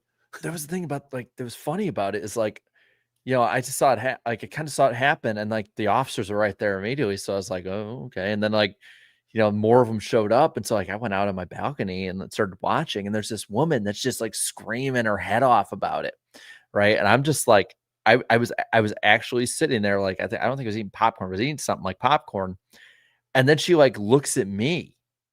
And she goes, "What the F you looking at? Huh? What you looking at? What you looking at?" And all I said was, "Bitch, you ran into a tree. It's hard to miss." And she got so mad. And the officer came up to me and he's like, "Hey, like, just so we can like calm things down, like, could you go inside?" I'm like, "Yeah, no Cool. problem. I mean, this is just my house. I live here." And he goes, Just take "No, it I easy, man." totally agree with you. It's just like she's going crazy back there." Did he Yeah. just go full on neighbor looking at the curtains? Ooh. I was like looking over Sully's cage. NWP Pick Monkey says, in honor of the lobster, what's your favorite NASCAR trophy? Martinsville clock. Yeah, but I want to try and give one more just to be unique with it. Nashville This guitar is cool. The guitar is pretty cool. I'll give you that. I actually think the Bristol, the night race trophy The looked really sword. nice. You guys are sniping all the good ones. I was like, I always liked because it Look- was my home track. I loved the old Spring Texas race had the like big like mount, the plaque with the cowboy boots. oh, the 6 shooters too. That was so And they give them the badass. guns. Yep, that was cool too. And the black hat. The whole thing was fun. I enjoyed that. Underrated one. It's gone now. But Auto Club that had the car with the trailer and you put the die cast on it. Yeah. Oh, another one that's gone now too. Remember when they would make like the big bass or the big bear statues for Bass Pro Shops race in Atlanta? Tony Stewart had like a 12-foot tall bear statue. Oh my gosh. No, I don't remember that Oh. one. That's insane. Danny, if you want to look that one up and send it in our chat, I might be able to put it on screen before the end of it. Chris says Micah Parsons is waiting. Go 12. I'm not reading the middle part. Sorry. As much as they're college football fans, that's how I am with the Vikings Packers one. I respect y'all. You're good. Mhm. I ain't going far enough to say that shit.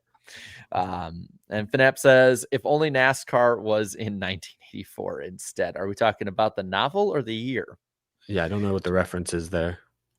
Justin Drake says, hey, Danny, going back to last week as a USF student and fan, you're welcome for beating the Gators. Dude, the Gators might actually go 1-11 this year. They just look atrocious. I am so out of the loop with college football. It's honestly Like, funny at this point. they better be glad they got a good basketball team just won them the national championship because their football team, Tennessee plays them in November. I'll be going that game. They will not have their coach by the time we get there. That man will be fired. Thomas here. Did you see Dorp Upper Clear Crew jokingly didn't want to see Connor Zillich win because of his post-race mishaps, and he would have been wielding a sword? But by the way, speaking of victory lane, I sent a picture of Tony Stewart and the trophy. All right, I'll save that image right now. I'm just gonna go smoke, and then I think I'll be able to share it on screen. Hopefully. Man, I hate how the saving stuff is on X. When you described it to me, I was thinking like they actually gave like a full-on taxidermy to the driver, which that would also be a cool trophy for the Bass Pro would. Shops night race. You get a taxidermy deer. So that's what I was picturing, honestly. So now I got to see what this is. Here, I'm gonna send it to myself then, since you got it there for me, and then put it on screen because we got a little time we can still burn. But while we're at it, Elijah says, just want to brag to Eric that Ohio put up more points against Ohio State than Texas did. It was 9-13 in the third, ended up being 9-37. Was mainly luck, though. Yeah, I The texted Texas- I have two guys I work with, and I texted them because they're big Ohio State fans. It's like, are you guys awake over there? What's happening in this game? Yeah, Texas offense is not smooth right now. There you go, by the way. Oh, My bad. Oh, wow. I don't remember that. That's insane. Oh, why my are these gosh. circles now? Whoa. I kind of like us in circles. Go back. Oh, I don't know how to. Oh, there we are. And wait, and now Weird. put a comment up. Look, it'll hide me. Yay! I'm Mike Wazowski. Danny turned into our Mike Wazowski. But there's the bear. Is this the bear all those women said they would choose back like a year ago when that trend was big? Oh gosh, That's crazy trophy. Anyway, it's twice the size. Wait. Hey, we're circle still. we're in the Brady Whoa. bunch now. We're in like cruise ship portholes. All right. That's crazy. I think Gridflow is next. Says NASCAR is the only thing I'm pro car, more trains. Yes, more trains. Let's go. Do they have train racing, Danny? Anywhere? At Daytona Well, and Talladega. I mean, at times there'll be cases where there's two trains that are going down the same track as each other. But they're essentially racing each other. They really are, basically. There you go. I remember this time. My favorite train driver is Choo Choo. That's bad. Adam here says, hey, Danny, going back to Justin Drake's super chat as a UF student, I'm going to cry until basketball season. I am just so out of it. Adam, I will be at the Tennessee-Florida game. I've been on the Florida campus one time on my way to Disney and actually walked into the stadium. It looks like a beautiful campus. I can't wait to see game day atmosphere there. I'm Not hoping laughing at you. I've heard bad stories about Florida fans, but I'm hoping that the mood will be low, that they're not as bad as they usually are. I wasn't laughing at what you said. I'm laughing at this super chat here. Says, y'all are forgetting the greatest trophy in history. Kevin Harvick's stage win trophy at Atlanta that Rodney Childers is like, He's like, it's like, really? And then Justin Drake says, can't wait to see how Elliott fans blame everyone but Chase Elliott. He's been choking the last few weeks more than Houston's defense on that final drive on Monday against the Bucs. Oh, ooh, I didn't just watch taking that shots game. at everyone here, Justin. My goodness. I didn't watch that game, but my condolences, I guess. It was rough. It was Texans offense was clunky, but then special teams got us field position. We got the lead, and then Baker went like 80 yards in less than 2 minutes and Damn, Baker's good. crushed my hopes. It's amazing Amelia what was you can do when watching. you're not in Cleveland. Yeah, Amelia was watching with me, and she broke my heart. She proved she loves Baker Mayfield more than me. I always suspected it. Now I know it for a fact because she was cheering on the Texans' demise. It was so sad. It was so sad. Side note, since you're talking about that and people were talking about the Florida team earlier, shout out to a guy who's always in our chat, Champa Bay Beast. Somehow, long story short, I ended up with 4 tickets to the Tennessee-Florida game, and he's actually going to buy 2 of the extras I had for him and his friend from Tennessee to go to the game. He's a Florida fan, so shout out to him for being up to go to that game. Elijah here with the 2 says to follow up Ohio's and the MAC. You're speaking That's Greek to me, Big but Mac? these 2 now. That would be like saying they're in the UFL playing an NFL team, basically. Ooh. And then Alex says, in Australia, there is the annual Hunter Valley Steam Race. Check it out. It's 4-wide steam. I think I've seen this before. It's pretty cool. Okay, No? that's kind of sick, not gonna lie. Write that down real quick. And that's it for tonight. Thank you guys so much for coming on out. Next week, of course, we will be on Danny's channel. Grant from Auto Racing Analytics will be joining us for that one. And then in a couple weeks, on October 8th, we can confirm Michael Marutz will be on with us. So it's going to be a lot of fun. Good stuff. Yeah, definitely keep an eye out. Thank you guys so much for a fun night, for just being awesome as always. And I guess we'll see you after the run at the Magic Mile. So toodaloo, y'all. Bye.